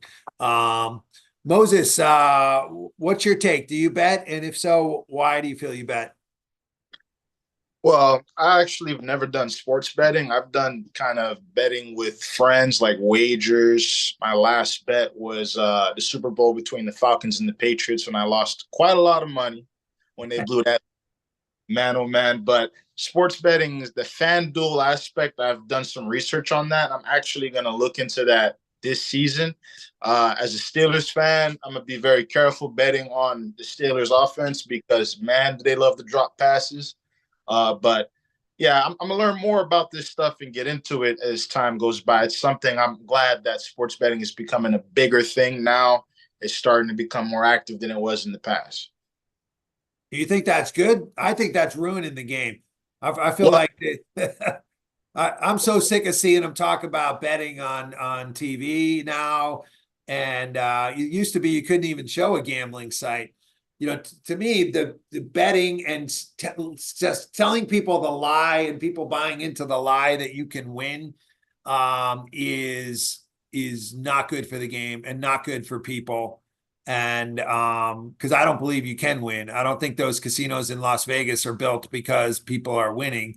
And I think there's a lot of people that are to think that we're going to be the one that's somehow going to outsmart the system, like that's somebody's, that to me, that's a dream, that's just not reality, right? If you could beat the system would hire you, you'd be the system, and we'd all be making millions, right? If we were, beating the system. So I'm not here to encourage you to go down that path. Now, I'll say this. I was going to say it is a double-edged sword. Now it comes with a lot more cons than pros to it. Yeah, you have the chance you could potentially make money off of it. At the same time, there's some people who use it as a destructive habit, and it can also make the game seem like it's a huge gamble thing versus, watching the game to enjoy. Now you've got all these viewers. You're watching for, I hope I win this bet, win these points, instead of watching to enjoy the game, and you overlook some good plays, some good moments. You're not really paying attention to some things going on the sideline because you're sitting here scrolling through your phone like, man, hold on. Oh, yeah, I got that. Yeah. And you're just looking back at your phone. So, yeah, it comes with a lot more cons than pro. I'd say that's something, the FanDuel aspect, I'm going to do that, but I'm not going to go crazy like with some people. I'm still going to pay attention to the game and get engaged into it. Yeah. Cool. Hey, and as we talk about this, obviously we're all friends here. We're all equals here. And keep in mind, like I'm trying to develop angles that I think will be controversial. And I throw bets down, right? And I just because I want to see if I can win. If I want, so I'm not any different. I'm not here to judge anybody, but I feel like taking a stance that betting is bad for the game, I think is a message that if we're trying to develop messages that are different, could work really well. And in order for that to work, we need to have people here that do bet, that do think they're winning, that prove me wrong, and bring their picks here. I would love to have you guys share your picks on our show for the next day, and then we come on and see, hey, how'd you do, right? And maybe maybe you guys prove me wrong that some people can win at this. It's a topic that I'm very curious about and trying to develop my hooks for. But let's finish getting everybody's takes on this.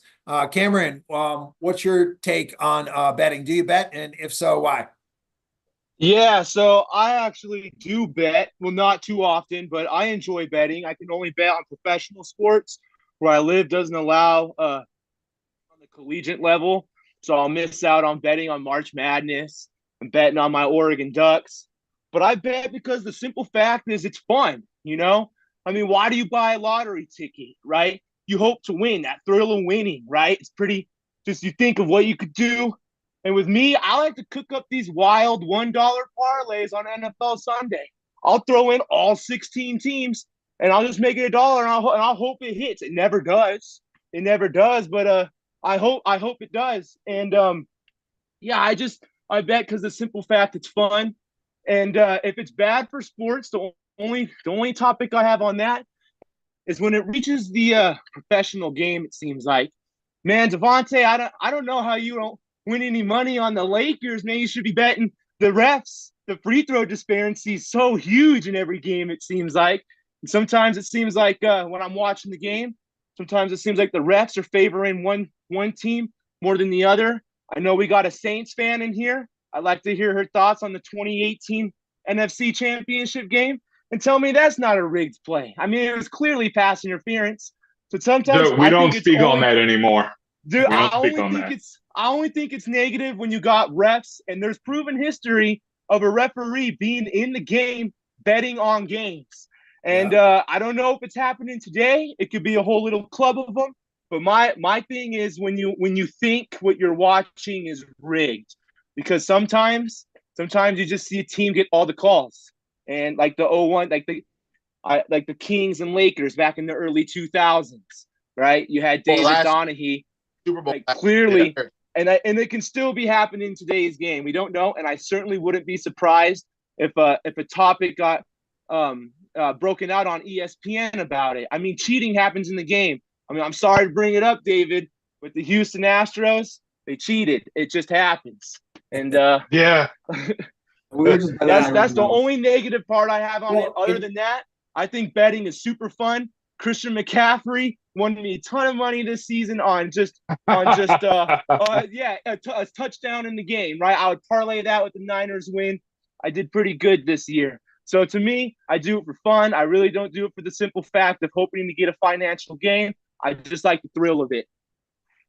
Got it. No, I appreciate your take. And, the point, I think you make a great point that, just the perception that something could be fishy now that there's so much betting. Now, ESPN is in the betting business. The NFL now is partners with 4 online betting companies. Like, to me, you just can't mix those things, or you're going to have all these people talking about conspiracies and stuff. Like you're threatening the integrity of the sport, whether they're doing it or not.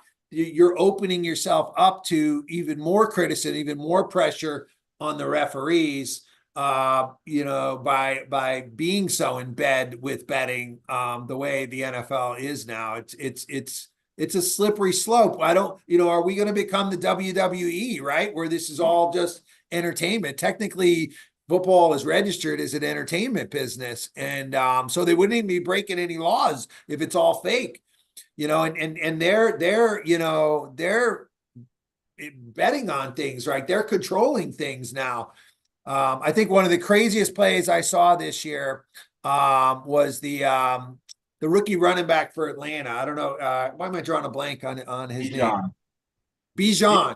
Yeah, Bijan Robinson. Bijan had a game my this year. parlay. Yeah. Bijan, he had a game this year where they didn't put him on the injured list, and he didn't play the whole game because supposedly he was sick at the last minute. And then they put him in for one play in the fourth quarter. If he didn't play at all bets would be off. But they put him in for one play at the very end of the game. It was against Tampa. I was watching it one. I'm like, what the heck are they doing? And as I read, it's like all these conspiracy people blowing up. Like we all lost our bets. Like everybody had bet on Bijan. They made his over/under yards really low in that game, and everybody bet it, and everybody lost. And he played one play. Like those conversations are bad for sports, whether they're real or not, in my opinion. And one more thing I want to add that's bad about sports betting is for the professional athletes themselves. I think it's ridiculous that if you lose a bet, you know exactly what you're doing. You know you're gambling. You should not be sending out death threats to the athlete or the athlete's family. I think that can get a little ridiculous at times, is how far fans are willing to take things just because they lost a bet. Yeah, players make mistakes. It happens, but you don't need to go after someone's family or anything like that. Yeah, I'm with you. I agree with that. Let's go to Mike. What's your take on betting, Mike? So I'm not a big bettor. I never have been. Actually, I've never bet before.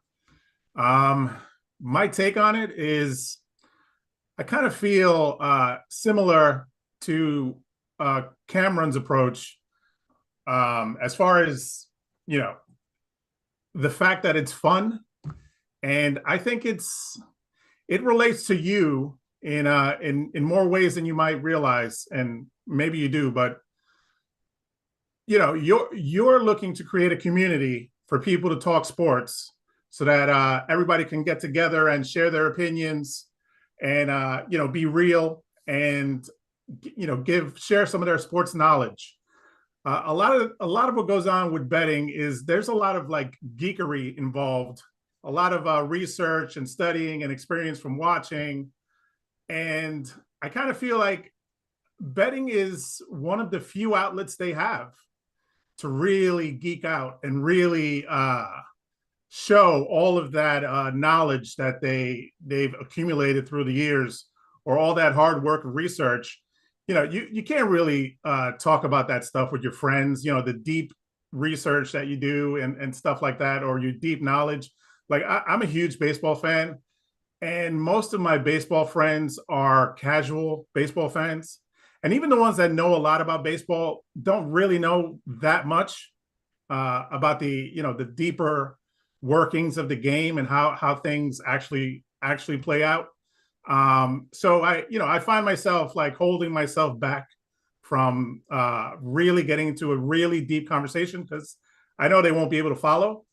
I think betting for me has always been a temptation to kind of show what I know. And fans watch these sports.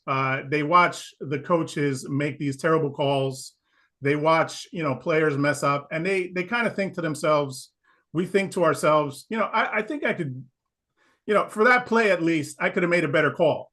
And betting is that opportunity to make that call, to show what you're kind of made of, at least to yourself. And it doesn't have to be taken to the point where you're trying to make a lot of money off of it. You're trying to make an actual income off of it. It doesn't have to be that for you to still enjoy it and still,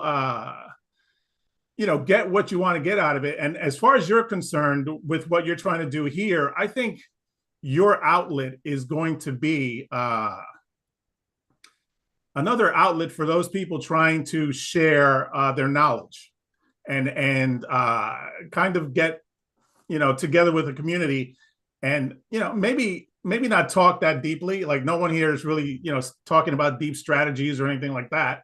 And it may never be that.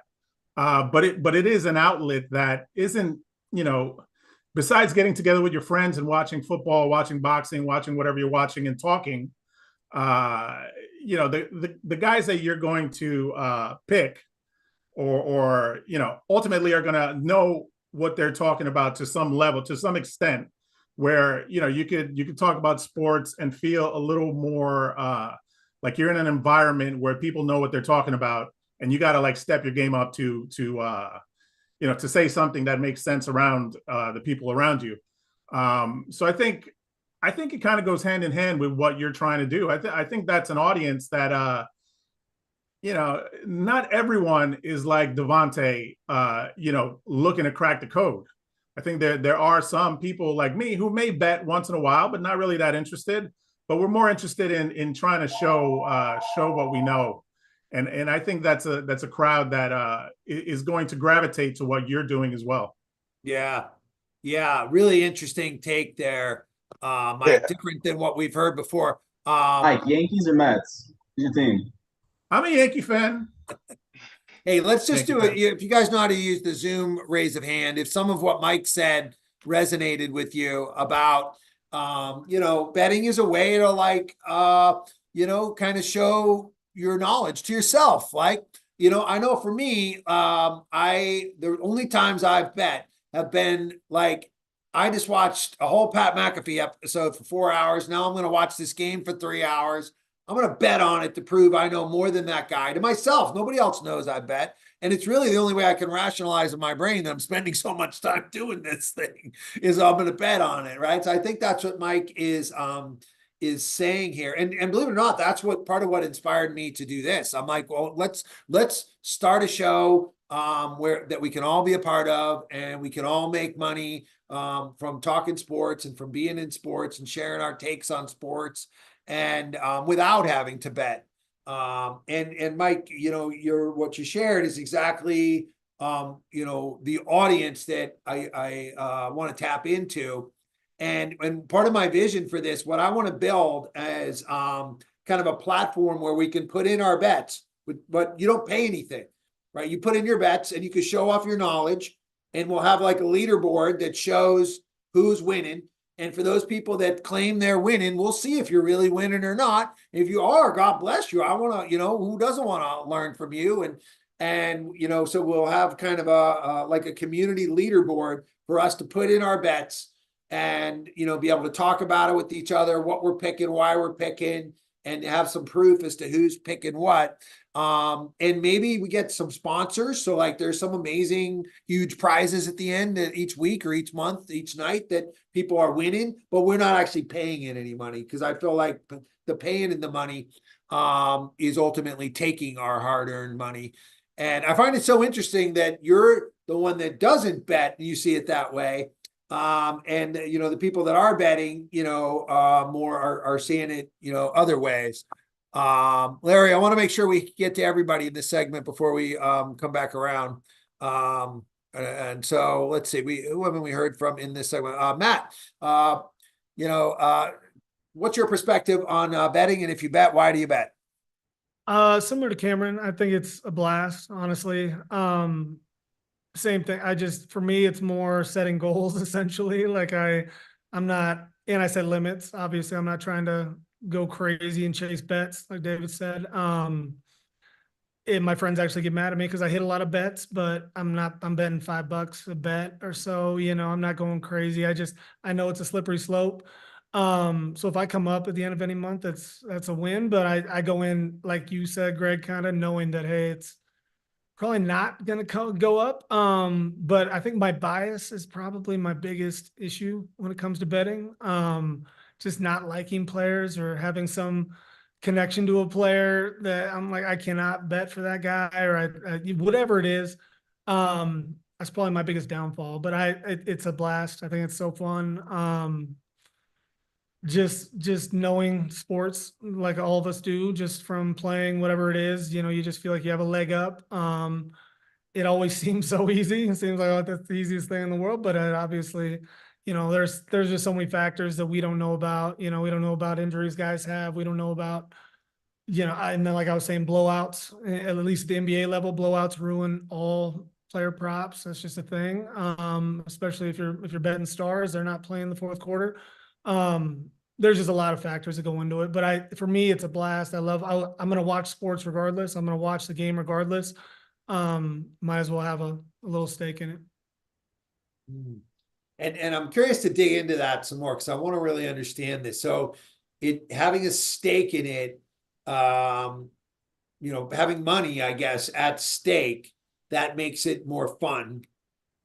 Again, I would watch regardless. Either way, I get what you're saying, and it for me, it's like I said, as long as I'm doing it responsibly, I'm not doing my life savings on each bet or any of these things. Like I was saying, my friends honestly, they get pissed that I bet as small as I do most of the time. I think one of my bigger hits this year was pretty huge, but it was like on a $5 bet. And they're like, imagine if you put 20 on that. I'm like, I wouldn't probably have hit it. It's just how it works.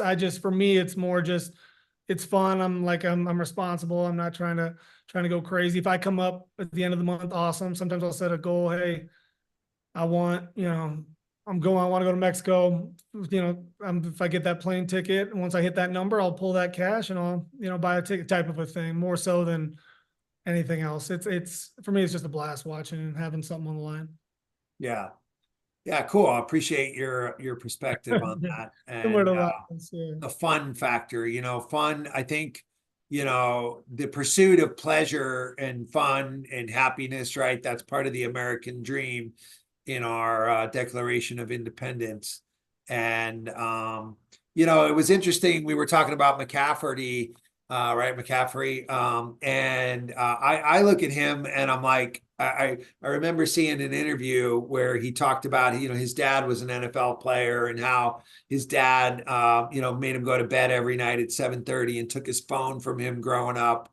And to me, I by listening to that story, like I can just cheer for him and appreciate like he's scoring again, like because that's what this kid went through. He deserves it. I don't know. I wouldn't have been able to do that. My kids would have killed me if I tried to do that to them, right? So, he put in the time and is doing that. To me, that's fun to see somebody that's worked hard and paid off. And I feel like the more we get to know the story, the more fun the game can become without necessarily needing to put money on it. And that's a theme that I want to experiment with in this is the more we get into the story, because as we talk every night here about the story of the players and hear different people's perspectives on things, I think as we get more into the story of it, we can enjoy sports, based on the story of it. Another example of this was Northwestern was playing Ohio State recently, and it was a really close game. And I remember I was at the bar with my friend, and I'm like, man, look at this, like it's tied. And there were these two guys at the bar, these old guys. They must have been Northwestern alumni. They were so into the game, going nuts. And I'm like, Northwestern never beats Ohio State. Like, this is going to be fun to watch the fourth quarter of this game. And my friend was like, I don't care about either of those. I'm just going to throw a bet on it. Then it'll be fun for me. And I'm like, if you like could appreciate the story, like those two guys over there have probably lost 30 years in a row to this. It's a big deal to them. Let's go have a drink with them. This is a big deal to Northwestern, and this is a big deal to Ohio State. They lose one game, they're out of the playoffs. Like I feel like because I understood and like embraced the story of what was happening, it was fun for me when without there being money on the line. And here's where this becomes a slippery slope that I'd be interested to get your take on. If the only thing is fun, if the only time you're interested in someone's story is when there's money on the line, how does that show up for you in your relationships with people, your friendships with people, the people you're dating? Where if there's no transaction, there's no fun, there's no dopamine, right? I think that's a curious topic for me. The more you can get into the story of people, the more you can appreciate people. And sports is kind of our learning and tinkering ground for a lot of this stuff. Yeah, go ahead, Matt. Well, if you're like, I agree with you completely, but I mean, if you're watching the Pistons versus the Blazers on a random Wednesday, like sometimes the story can't be good enough for me to watch that game. You know what I mean? Like in general, like I get what you're saying, and I agree. Christian McCaffrey went to my rival high school. He was my buddy used to work him out when he was like 10 and was like, this kid is the biggest freak on the planet at 10. And they were like, I got a lot of stories from Chris. I'm a huge Christian fan, but I agree with you. I was just wondering how that would play for. Well, let's take tonight's game as an example, right? Because we're both we're all talking about OKC Magic here, right? And I would say you have to invest in the story of people to appreciate people in life. This is why we're all and this is what loving thy neighbor really is, in my opinion, is investing in the story of people. Like when we look at this game and we understand the different stories, like there's players from Gonzaga on both sides. That's a fun little rivalry, right? And because we know that story, there's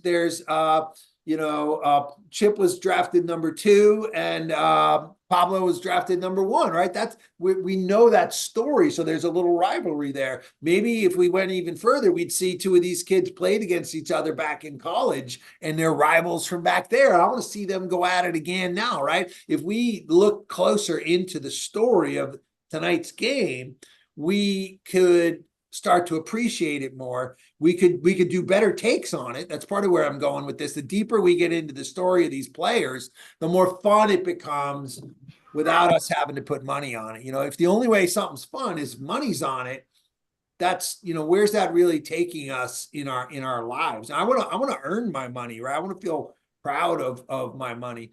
If you hear stories about people that win the lottery, very rare. Most of the stories we hear are how the money's all gone and they're like I don't know, broken in jail a few years later, right? It never turns out a happy ending. If I was a betting man, I'd feel pretty safe taking the Thunder right now because Chet Holmgren is starting to heat up. He just dunked all over that guy. And the only reason the Magic are in the game right now is because Jalen Suggs is shooting 4 for 4 from 3 and he's leading them in scoring. So it's like, I think Jalen Suggs might have heard us talking about him tonight because he's the only one balling on the Magic right now. But I expect the Thunder to pull away with this game a little bit with Holmgren heating up. Boom. Yeah. I heard y'all saying that y'all would rather take, I think it was Markel Fultz over him. I highly disagree. Highly. Markel Fultz, yeah. I haven't seen him play this year. I thought he was already busted out of the league. Oh, no. No, he's still playing. He's playing tonight. He's doing well, but coming from where he came, again, I agree with you, Greg, on the story behind players because it does make for better basketball. I believe it or not, if you know where these kids come from, how they grew up, you would watch more basketball. I've never seen these 2 teams play, so I don't even know. I just know what I know based off betting. So me sitting here watching these guys play, and it's just like I'm agreeing with you because if I knew where they came from, what colleges they went to, I don't dig into all of that unless it's on my team, and that's where the betting comes in fun for me because now I get to dial into who this person really is because I'm not only looking at what he's going to do tonight. I want to know, his background because that makes for better basketball. I agree with you. I agree completely. Nothing to something, and now he's playing against someone he went to college, playing against. The rivalry doesn't stop. So I agree with you. Yeah, I mean, because we can all agree, anyone that's made it to the NBA has got a heck of a story, right? They put in a lot of work somewhere along the way, and have had some great coaches, and they have a story. We just haven't invested in getting to know those stories yet. Like, how can you know every player's story, right? That'd be a lot more research and work. But I think that's kind of the fun and part of what I want to bring to this show is getting into the stories of players that we don't always get to.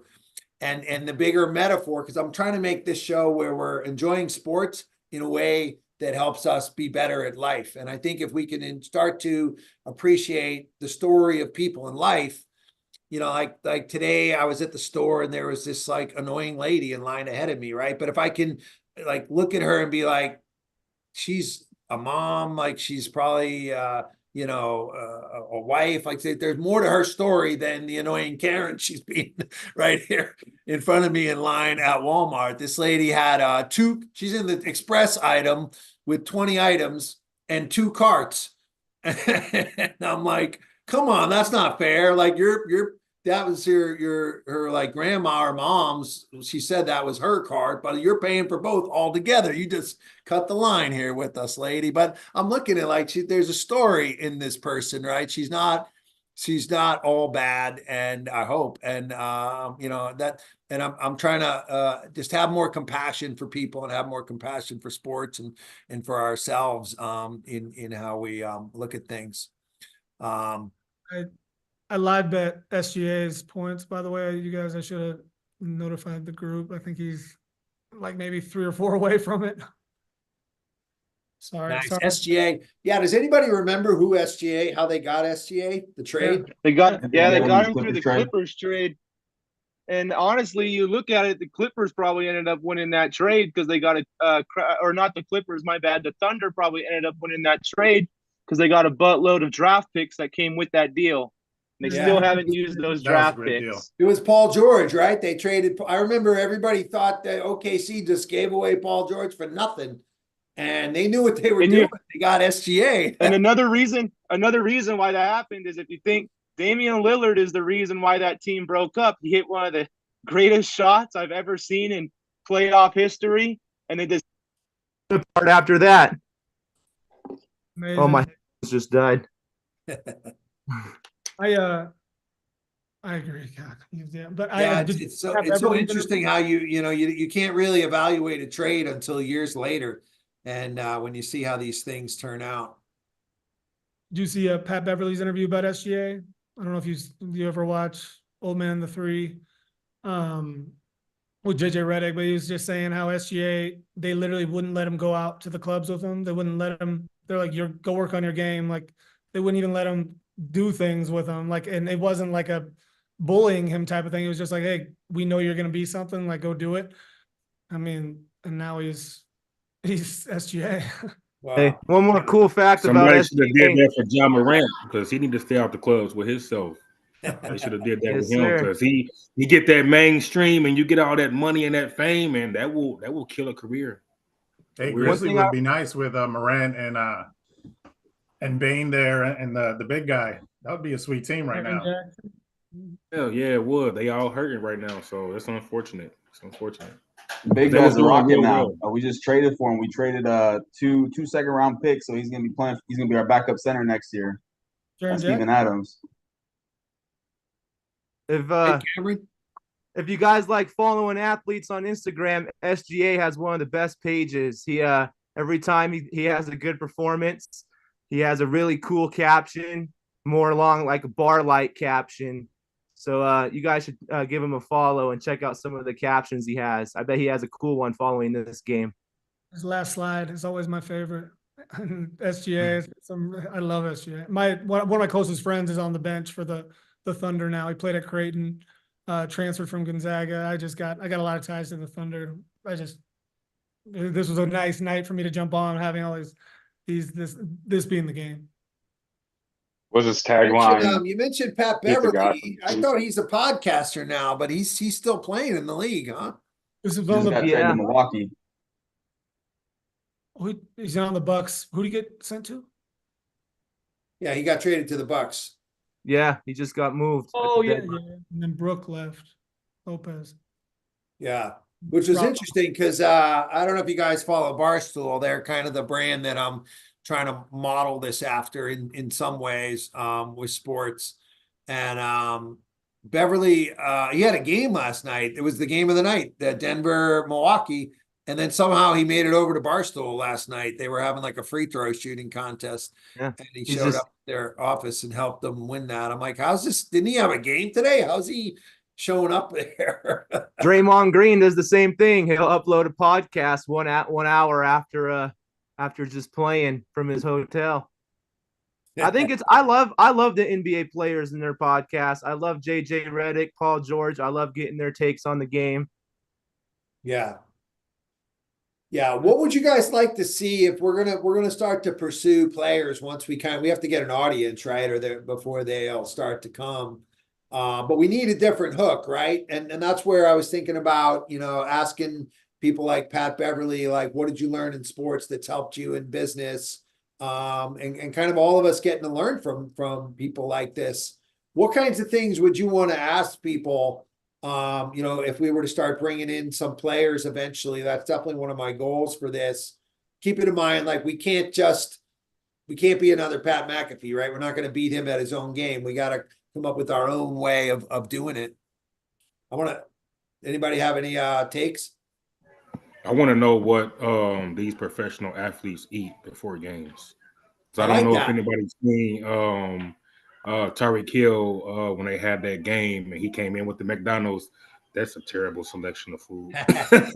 But I want to know because I had I think it was Matt, and he was talking about being strength and condition. I had a strength and condition coach, and he would praise eating, fiber, things that's going to, fill you up, like oatmeal, things that's going to keep you full, so that way you can perform better, at a high level. So that's what I want to know. I want to know what these guys eat. I like that. That's different. I was thinking about asking them what their favorite song was to get pumped up before the game. I feel like then we could play the song and we build a playlist to like all these players' songs. I thought that would be a fun thing to ask them, talking to them. Go ahead, Larry. What I like to do is I actually have a friend who I played with in high school, Matt Forte. He retired from the NFL, played with the Bears, played with the Jets. He'll come down about once a year, catch a game, but I'll talk with him and we'll just chop it up about, how things are going up there. And I'll ask him about his charity work, how everything's going with the charity. And I think that's something that I'd like to ask. Like, how can you start with, how can your, how's your charity work prospering? Like, what's going on with it? Is there anything that, as somebody who's wanting to grow, and loves his city, he's very profitable. He does things around the community. His charity does a lot of things around Slidell, here in Slidell. As somebody who wants to enter into that, what can I do to make that step forward? Because he's got the Matt Forte Foundation, and it's just, I like picking his brain about stuff like that. Yeah, I love that idea of because I'm sure every athlete has a charity that's important to them. And community is another thing I'd love to get their take on. What that's meant to them, the community in like where they live, the brotherhood of the players, those kinds of things, and what it's like kind of after playing sports, because I think that's a part that is such a big part of sports. I think about like if I'm craving to be around people, because I run an online marketing agency, so I work online all day. I never really get to interact live with people. The best way I can go interact with people is go down to the playground and like play 3-on-3 with some people. And I'm like, suddenly I got two guys, we're all working together towards a goal, like that's the best way and fastest way for me to create some community is around sports. Yeah, I totally agree. And especially when it comes to that brotherhood, I always, when I'm talking to my athletes, I always tell them that after after everything is over, you're going to have this brotherhood forever. And it's good. Would be a good thing to ask these athletes, like you said. Do you remember your senior class? And see how that, because I still talk to my guys, obviously, Forte. I still talk to these guys who are around the world, different walks of life. So, that'd be great questions to ask for the future, and especially the guests that will be coming, the people showing on our podcasts. Yeah. I'd like to get into that, and because for me, like as far as staying in touch with people, and I'd love to get other people's take on this. Like, I've had friends for years that we get together and watch sports when I'm in town or around, or Anywhere I go, I can make friends real quick around sports, but it's like that's like as far as it ever got. Like I always tried to be like this positive minded person. And if we're hanging out watching sports, I'm not going to tell you about my problems with my teenage daughter or my narcissistic girlfriend or, how my business deal went bad. Like we're just here to enjoy sports, right? But I also think that's why because I never like go into any of that is why, I have kind of all these surface level friends and connections where like you saw the two guys that were here at the beginning today, like they don't really even know what this was about, but they're like, if you're doing something, Greg, I'll come on and talk to you guys. Those are very successful business guys, but like, I don't actually know anything about their lives. I've known them both for like 10 or 15 years, but we never went any deeper than that. I kept it at the surface level because I thought like, that's how it's supposed to be. Like I'm just, and that's kind of what I want to do with this show is give a space for us to go beyond that with each other, with the athletes, and kind of set a precedent of going into a deeper level of connection as part of our angle to be different than the Pat McAfees of the world. Does anybody else have any experiences similar to that or any thoughts on that? Yeah. Two things. One thing I would say, as far as, we don't want to be the Pat McAfees and all those guys. I mean, in my eyes, those guys are dead, and mainstream media is dead. I don't want to see mainstream media. I don't want to hear their opinions. I don't want to hear Stephen A. Smith. To me, he's a freaking clown. I want to hear real people. I want to hear real opinions, not, I'm so sick of the person disagreeing with the other person just for the sake of disagreeing, or all this mass media BS. I think being real is going to go a long way in the future, and that's why people are gravitating to TikTok and all these other platforms where they could get what they think is real. Everything eventually becomes corporatized, but everyone is always jumping to what they feel is real from platform to platform. So that's that. The other thing, as far as the business piece, I have my own small business, and it's doing well. Not doing as good as I want it to do, but it's been the most difficult thing I've ever done. But that being said, growing up in sports, I've always been gifted athletically, especially, when I was younger and I was in shape. There wasn't anything I couldn't do. If I wanted to get good at basketball, I could pick up a ball and shoot all day. And, my jumper will be decent. You would have to respect it. If I wanted to drive, I work on some training and my quickness, and I'd be able to drive. Baseball, the same. Football, the same. But in business, there is no easy way to pick up a ball and just keep shooting till you get better. Business, requires money and requires, an education, whether you get it in school or you get it on the job. The kind of skills that are required for business are not the same skills for sports, even though the teamwork aspect is the same. And as far as the personal relationships, if you're part of a successful team, you're going to be part of a successful team as far as people respecting you and knowing how to manage a team and things like that. But as far as guiding the business to where it needs to be, there's no basketball to pick up and shoot all day and become a freaking 50% shooter from 3 points. There's none of that. So I would ask an athlete, you're a millionaire, assuming that they didn't go to business school. If they did, then they know some stuff, or if they had family that was in business. But if they didn't and they have a successful business, how do you relate that to the way you got good in sports? Like when you worked hard, let's say you were struggling at the free throw line and you worked hard, and that became one of your strengths and stuff like that. How did you do that in the business world? If you did do that, I'm curious to see if you were able to do that in the business world. And I would ask questions like that are real world applicable, that are actually not just the common answers that everyone gives, when it comes to business, that you can get out of any book, that really doesn't help build a real business. Yeah.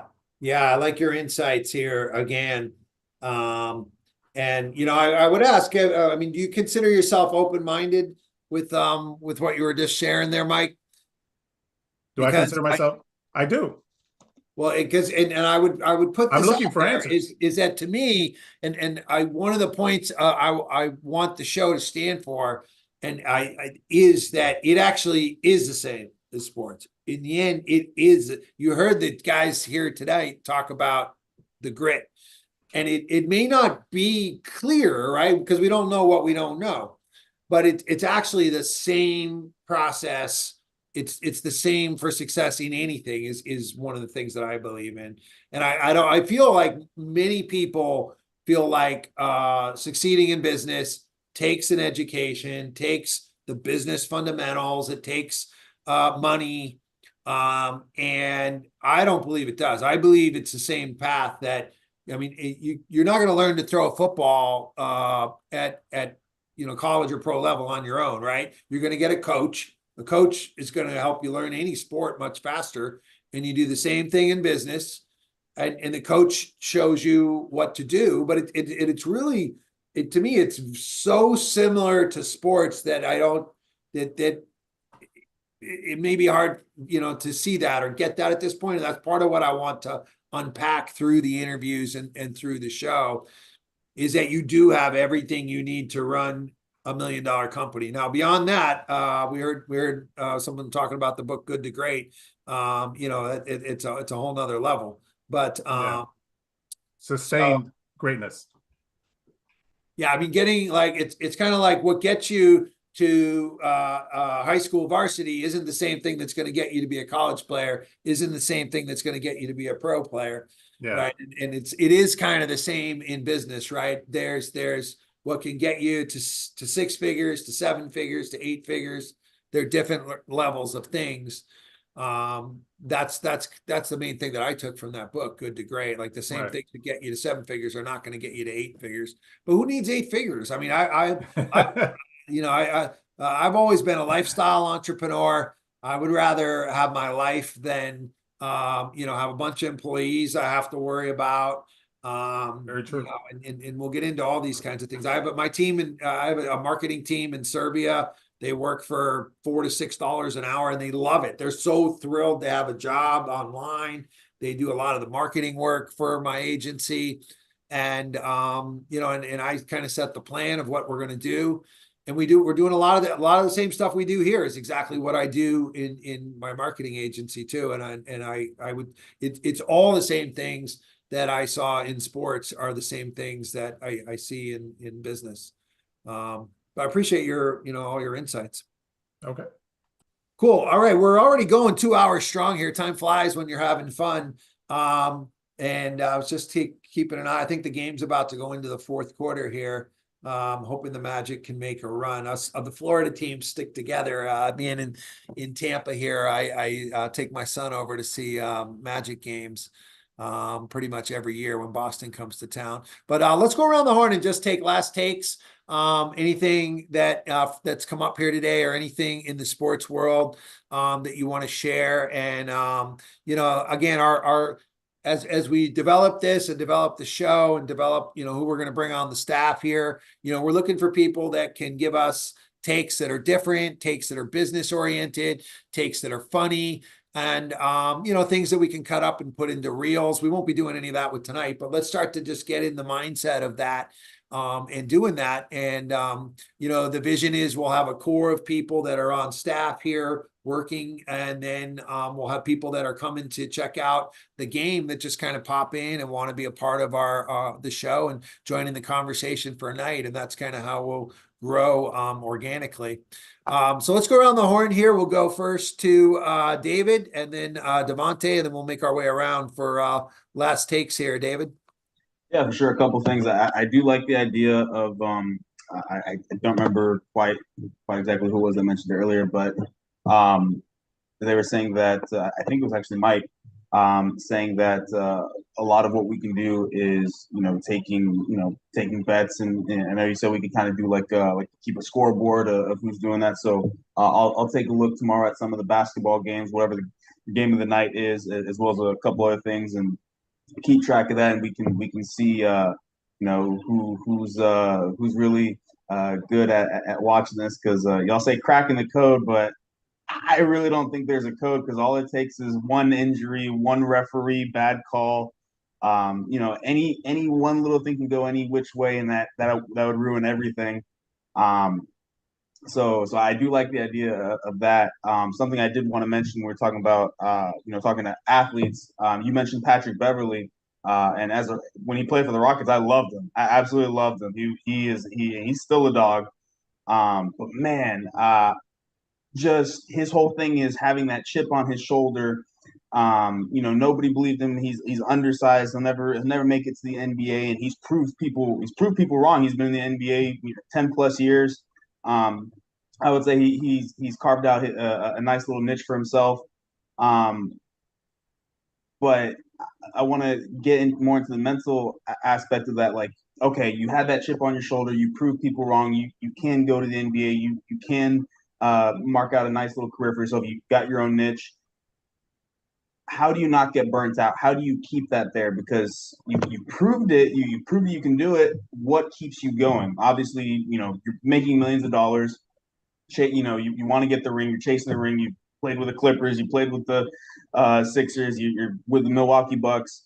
But what is it that at this point that keeps you going? So I would be curious to know that with a player like Patrick Beverly. Obviously, you wouldn't ask somebody like LeBron, because at this point it's just he wants to be the greatest of all time. But a player like Patrick Beverly who will never play on the All-Star game, I would like to get into the psyche of that. So that's my 2 cents. Yeah, I love that. I think that's a great, and it's a question for everyone, right? What keeps us all going? It's a story you're going to hear me tell a lot, because it's this part of the story of how we started this show. Was one of my mentors, my pastor, actually asked me if I was planning for my retirement.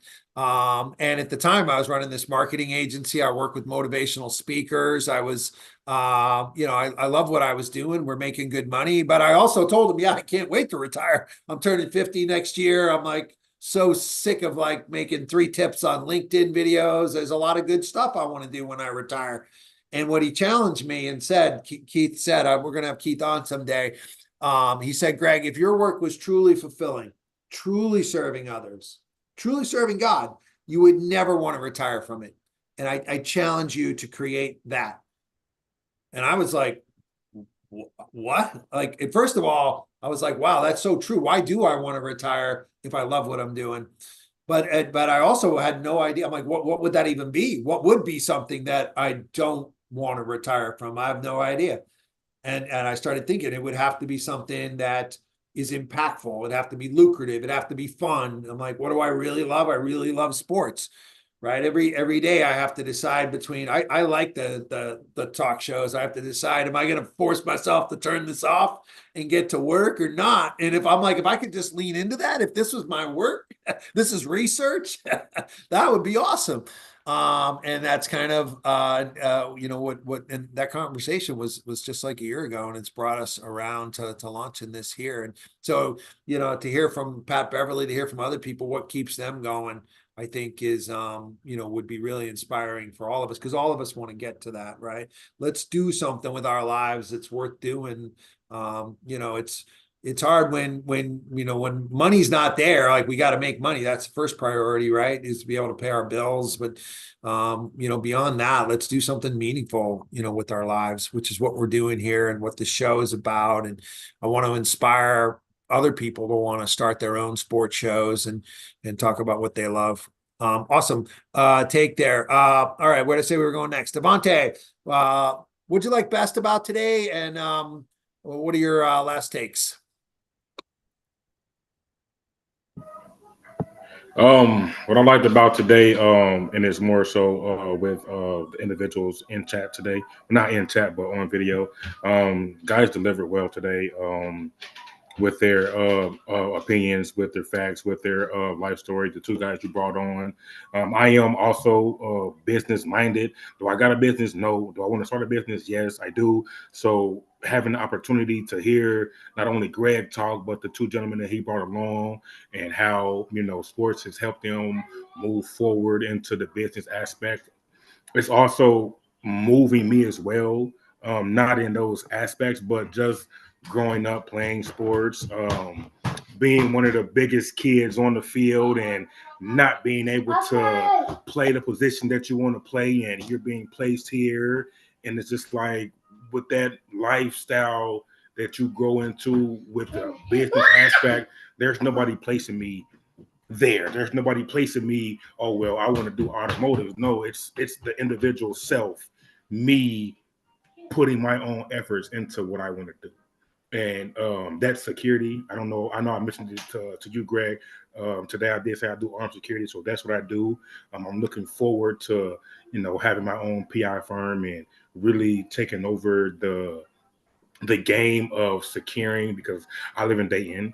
We don't have a lot of security things, and we have a lot of different things that go on for us, like people losing their minds in stores, whether it's an automotive store, whether it's the Walmart, whether it's a Kroger. So looking at guys who know business, that's what moved me today. That's what's moving me moving forward, because I can talk about sports all day. We can do this all day. Like you said, Greg, we do this all day. From sun up to sundown, I can do this all day. So I'm more so looking forward to the business aspect of, from not only everyday livable people, but also once the stream gets moving, once we get the live audience, once we get the subscribers, and then you said hopefully to get some of these professional athletes, because they also have a story too about their business. So that's what moved me. That's what I look forward to the most. And my final take, this game is actually pretty good. I know the score doesn't say that, but again, they're young. Even though they're down by what they're down by, they're actually playing well. I don't think they're playing to their ability. Like I said, I've never seen these two teams play, but I bet. So I know what they're doing on every given day, because I bet. I have to know. If I don't know, why am I betting? So today it looks good.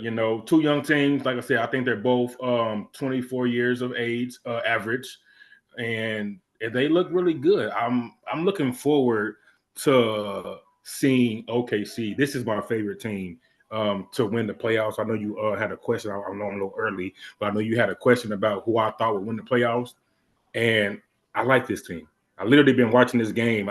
The ball movement from the coaching to the players. I'm excited to see what this team can offer moving into the playoffs, moving into the second half of the season. They're second in the East. They're third in the whole entire NBA. So with that being said, they're young. They are going to run into adversity when it comes to a team like the Lakers, when it comes to a team like the Clippers, but they've already beaten those teams. So I like to see what they're going to do moving forward. After this All-Star break, that's when a lot of the All-Star athletes, really, LeBron, AD, they've been playing well.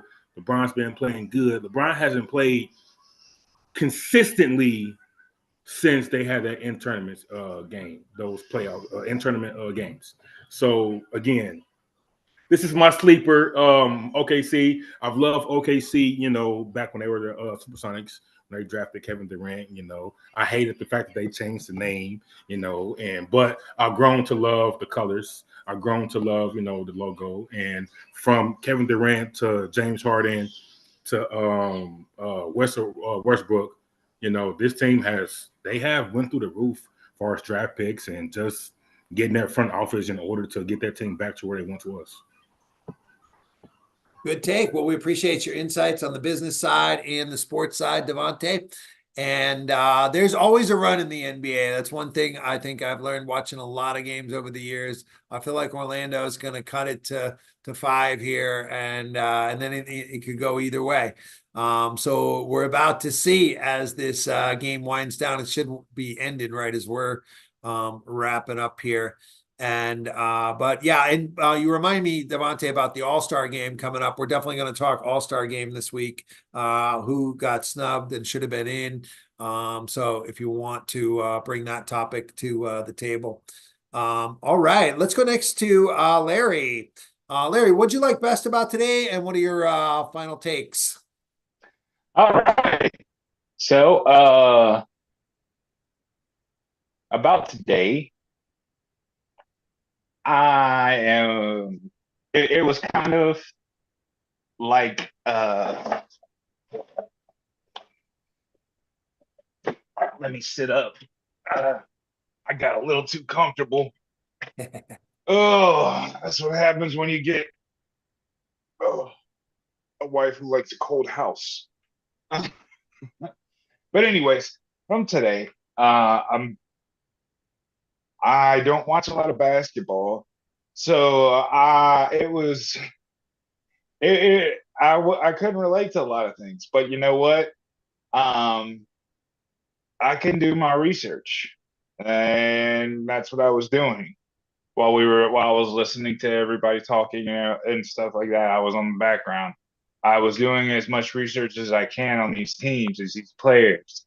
I don't know the players' names, but I can look them up. I don't know these players' stats, but I can look them up. Now, when you switch the line when it comes to football, I know all the players. I know players' names. I know players' stats. I know how they run play. And that's the biggest thing is that you can take away from my outlook on it is if you don't know, you can find out.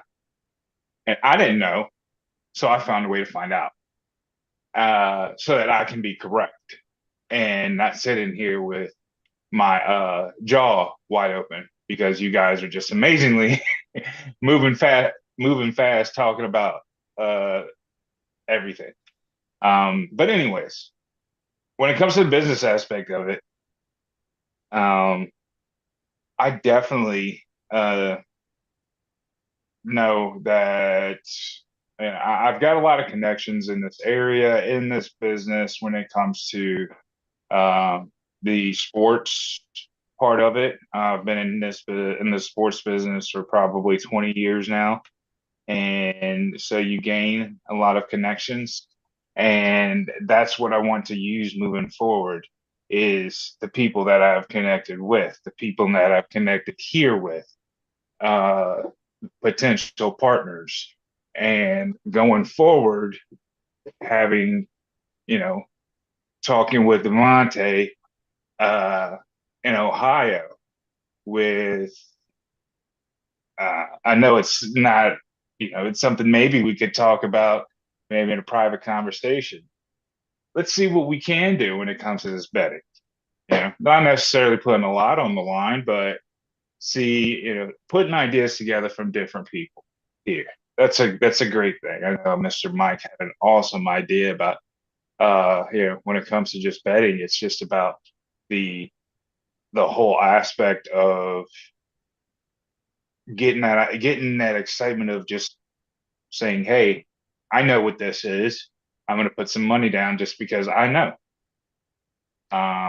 And so that's a lot of great information to it that needs to be put forth. And as we grow, and this goes out to everybody, putting it on our different social media networks, then putting the links on our different social media networks, then we'll be able to expand, do what we can, and make this a show that is profitable. Because we all talk profits and losses. It's got to be something that's profitable, gain our sponsors, get everything rocking and rolling, and we can be, and I know that I think it was Mike, I forget who it was, saying that you absolutely just disgusted with the way that social media today was, or the way the media is today with the Stephen A. Smiths, with Pat McAfee's, I totally agree. I cannot stand the back and forth and stuff like that. It's time for something new. That's what we are. That's where I'm leaving it at. And I know for a fact that it starts with us, and it starts with being on our, when you're on this little thing right here, this is a huge this is a huge opportunity. Spread the word. That's what I've been doing. I spread the word. Awesome. We appreciate your take, Larry. And I've got, since, there's going to be a basketball game every night in this part of the season, right? March Madness, I think, will be fun, and we'll have I want to get us running like a tournament for that. But I got a special challenge for you, Larry, is when it comes to talking basketball on the nights that you're able to come here, right? We don't know, everyone has their own schedules, their own commitments, who's going to be here when. But what I would challenge you to do is to take the teams that we're playing and talk about the cities. Because for you to just look up the stats, I feel like now we're just back into the stats, right? The stats are on ESPN, the stats are on Pat McAfee. We want to have different angles. So if you can be the guy who just comes in here and says, Orlando's going to win because Disney is a lot more fun place to go than Oklahoma. Boom. That's the take. Because they got a better cheeseburger over here. Yeah. Now that's something that's going to go viral, especially if you've got a quick little story about going to one of these cities. And keep in mind, I'm going to be bringing in one of my partners in the marketing agency, who's the AI specialist. And he's written an AI interface for us where you'll be able to put in, I need a story about Orlando and Oklahoma and make it funny. Or I need a take on Pat Beverly, something about his career that nobody else knows. And the AI will write you the story, and then you press another button to make it funny, right? So that's going to be our secret weapon for all of us in cranking out our takes and making them funny, making them business related is using the AI to do that. But if you can be our resident city guy, I think that'd be more valuable and more fun than having you research stats on things. Awesome. Don't forget to change that profile photo. Yeah, there's so much. And literally, it's funny. Or one of the talks today from Matt was about how, all we see is the athlete out there playing the game. We don't see all the behind the scenes stuff. But like, just getting us to this, like you guys have no idea. Like, this is literally all I've been doing for 2 weeks now. Right. I work on that YouTube channel. We got to post the event. I got to make an image for that. I got to, we still don't have the settings right. The tech didn't quite work today. The chat in the YouTube's not quite going yet. What we really want to have is the game here, like updating the score and then us kind of talking around it. That's where we're going. And this has my full-time focus. And there's a lot of behind the scenes as we pull all this together. And if anybody has any ideas or things to contribute, like Larry was need some help, I'm here, man. I've started plenty of websites and written plenty of codes. So if you need me, text me. You got my number. All right. Yeah, I appreciate that. And everyone here has my number as well. By the way, the game of the night, it's always going to be the main game that's on NBA. It seems like the way they're doing this schedule, there's usually one game on TNT or ESPN or NBA Network each night. Like tomorrow is Chicago Bulls and Cleveland Cavs. I already posted the YouTube event for that. And so that's how you guys will know what game it is. And it'll always be the early game. Maybe down the road we'll have a West Coast shift and go, even longer with this as we keep going. All right, let's go next to Cameron. Cameron, what'd you like best about today, and what's your last take? I just like the take on the sports games itself. I enjoy getting everyone's different opinion on the Oklahoma City Thunder and the Orlando Magic. Obviously, my opinion is I think they're two very well-skilled teams. I'm excited to see how the Thunder do. I think they'll for sure make the playoffs. They have a great basketball crowd. I actually You said I was a little too young to remember those Thunder days. Man, I watched all those NBA games. I clearly, that's like my biggest what if in the NBA is, what if the Thunder would have signed James Harden and kept that big three together? How many championships could they have gotten together? You know, I put that like right in the LeBron era. LeBron and Spurs were kind of running the NBA at that point, and the Warriors glowed up after. And that's my favorite part about the NBA right now, is there's no clear cut on who the favorite is. I mean, the league is so competitive. There's so many great duos. The Mavericks are getting hot with Luka and Kyrie. The Warriors and Lakers, you can never count them out. You got these young, exciting teams like the Timberwolves, the Thunder, and even the Sacramento Kings. And you know what? Even the Orlando Magic, me being a fan of basketball, I can't really tell you how many times I've seen the Magic win and be in playoff games. I remember they had Dwight Howard and they went toe-to-toe with the Lakers. But other than that, I don't really remember seeing the Magic be very competitive. So it's cool to see them in the playoff race this year. I think they have a deep team. And yeah, and then one other thing, we opened up the show tonight with, I think it was a ridiculous take. Kyle Shanahan should get fired. I don't think he should get fired. I think one thing the NFL has proven is if you do win the big game, is that really safe enough to keep your job? I mean, you got guys like Doug Peterson, who won the Super Bowl in 2017. He got cut. And then look at the Eagles coach right now, Nick Sirianni. I mean, I like to say that the Niners exposed that team completely. They have struggled to win games ever since they laid the blueprint out there to beat them. But I think Shanahan's a very good coach. People tend to forget that successful coaches go through rough times too, like Nick Saban, Bill Belichick, even Andy Reid. He made 5 straight NFC championship games and a Super Bowl and lost all those. But he eventually ended up winning the big game. I think it'd be a big mistake if the Niners let Shanahan go. I love his style of offense. He's just got to learn how to just run the ball and use your best players in the second half of the game and stick to the game plan. That's it. But I got plenty of takes on the NFL. I got plenty of takes on the NBA, the collegiate level, UFC. I'm a big sports fanatic. I don't do it for betting. I really just enjoy watching the game and giving my 2 cents about it and hearing everyone else's opinions as well.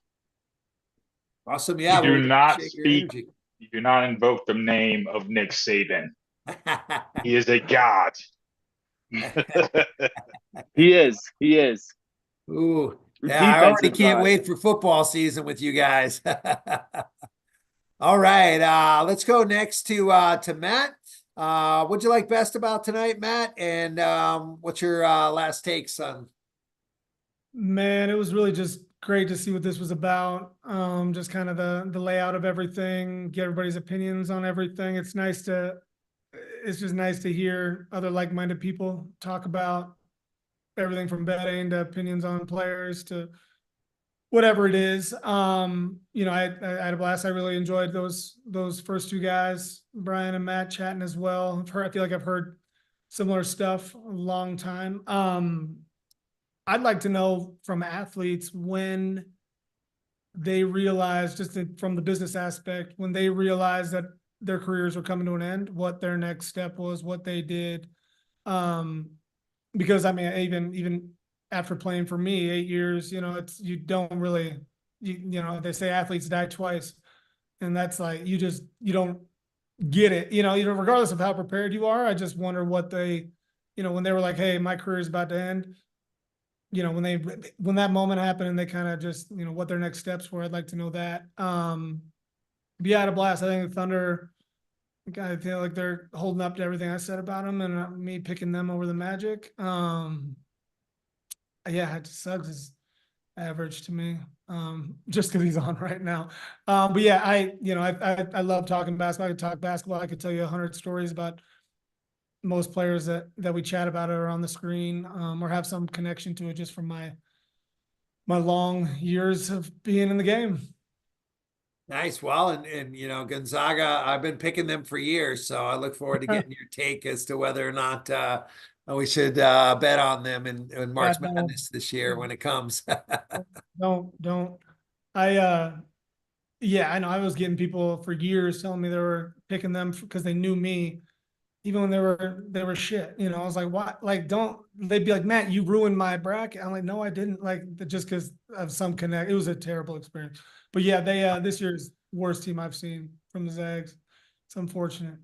They snuck that Kentucky win out, but man, yeah, they're not good. I'm going to a game in 2 weeks. Well, I mean, it's a great program when this is a disappointing season. Oh, I know. Well, I mean, they're fringe for a while there, but yeah, I know they 25 years straight to the tourney or whatever it is. Yeah, it's great, You great know, run. the Zags got a young team this year. Like I think like North Carolina, Kentucky, Duke. All these teams are young. They got like a lot of freshmen, sophomores on there. They the portal's changed everything. You know, I think we could talk. Oh, true. That is true. That's true. We could talk all day about the portal. You know, it blows my mind, the NIL stuff. It blows my mind, the portal. But yeah, most of these teams now, I mean, they have 4 or 5 grad transfers that are, you know, 5th-year seniors that are making more money in college than they would playing in Europe. So might as well go play at Arizona this year. Might as well go play at Duke this year. You know, so it's changed a lot about college basketball in general. But we can talk about that another day. Oh yeah, I think that would be a great topic on the transfer portal for down the road. All right, Mike, what did you like best about today, and your last take? All right, I have 7 points, and I'll shoot through them as rapid as I can. First one, OKC, they're my pick to win it all. That's my heart talking.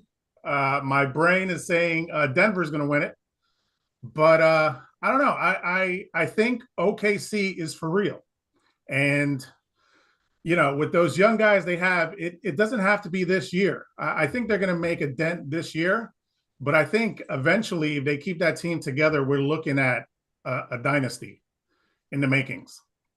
The other thing, this is to Matt, a friend of mine who's like a basketball savant. I remember when I wouldn't be caught up on my basketball, I would ask him, so who's the player I should watch? The first time I asked him that, he told me Kobe Bryant. I was like, okay, this is before Kobe came into the NBA. I said, okay. And we know what happened to Kobe. The next time I asked him, I said, what do you think of LeBron? Like, this is when he was in high school. You think he's for real? You think he's the real deal? And he told me, absolutely, he's going to be great out the rip, and he's the real deal. And he said he's going to be one of the greats. And we know what happened to LeBron.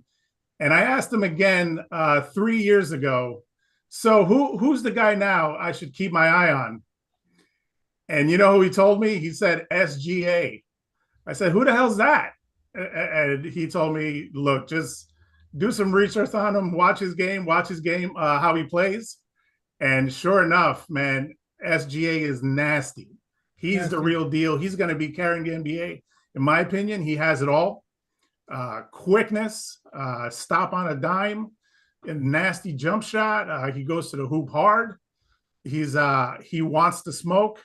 You know, he's for real. And I think he's going to carry that team, and he's going to be a big reason why they go all the way. The other thing is point number 3, Greg, I'm glad that you were able to find your otaku and bring this together and do something that you'll have passion about and can really drive what you're trying to do. Because, you know, making a company great, making a business great takes passion, and it takes passionate people. And you have to love what you're doing in order to do that. And this is definitely, you know, something where it's one of those situations where it doesn't even feel like work for you, I'm sure. The other thing is when you were talking about being like understanding the relationships as far as the athletes are concerned, their personal struggles and things about that. No one does that better than women fans, female fans. And if you ever hung around with a female fan that, you know, they are hardcore sports fans, you know, they'll tell you things about a player that you had no idea, like, you would never know. You would never take the time to know these things, and they'll school you when it comes to the personal side of these athletes. It's a lot of fun watching, with females who, are really interested in sports and love the game, whatever game that is.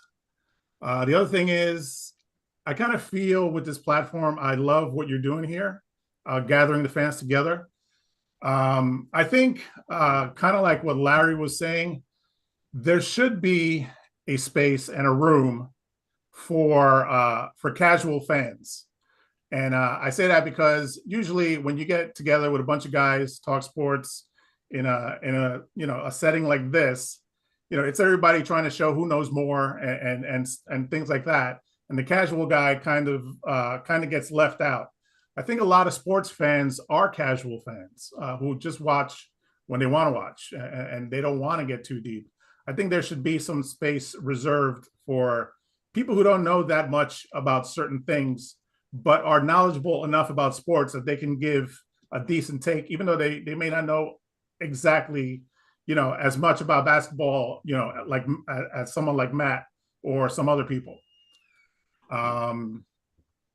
The other thing I was thinking is, as far as this platform goes, it might be a good idea, since your focus is marketing, to kind of market the fans and market the people that come on the platform, as a either archetype or or their own kind of icon, kind of like like a casual fan, like let's say Larry, for example. I hate to call him out, but just for the sake of calling someone, like calling Larry the casual fan when it comes to NBA or something like that, or having like the ranting fan who always rants about something, or the brain, the one who's always talking strategy and things like that. Marketing the people that come on the platform, I think will be a lot of fun, and build some hype and also create incentive for that person who comes on the platform to market themselves and get some people in here and get some eyes. And the last point is kind of what I'm working on. I'm working with a friend of mine who's a tech developer, develops websites with St. Martin Baseball Federation, which is basically kind of like the World Baseball Classic, but for high school players internationally. And he's working everything out now. He has the league already set up. He's getting the teams on as we speak. And we're trying to make it like the World Baseball Classic, but on a high school level, and it's really exciting and amazing.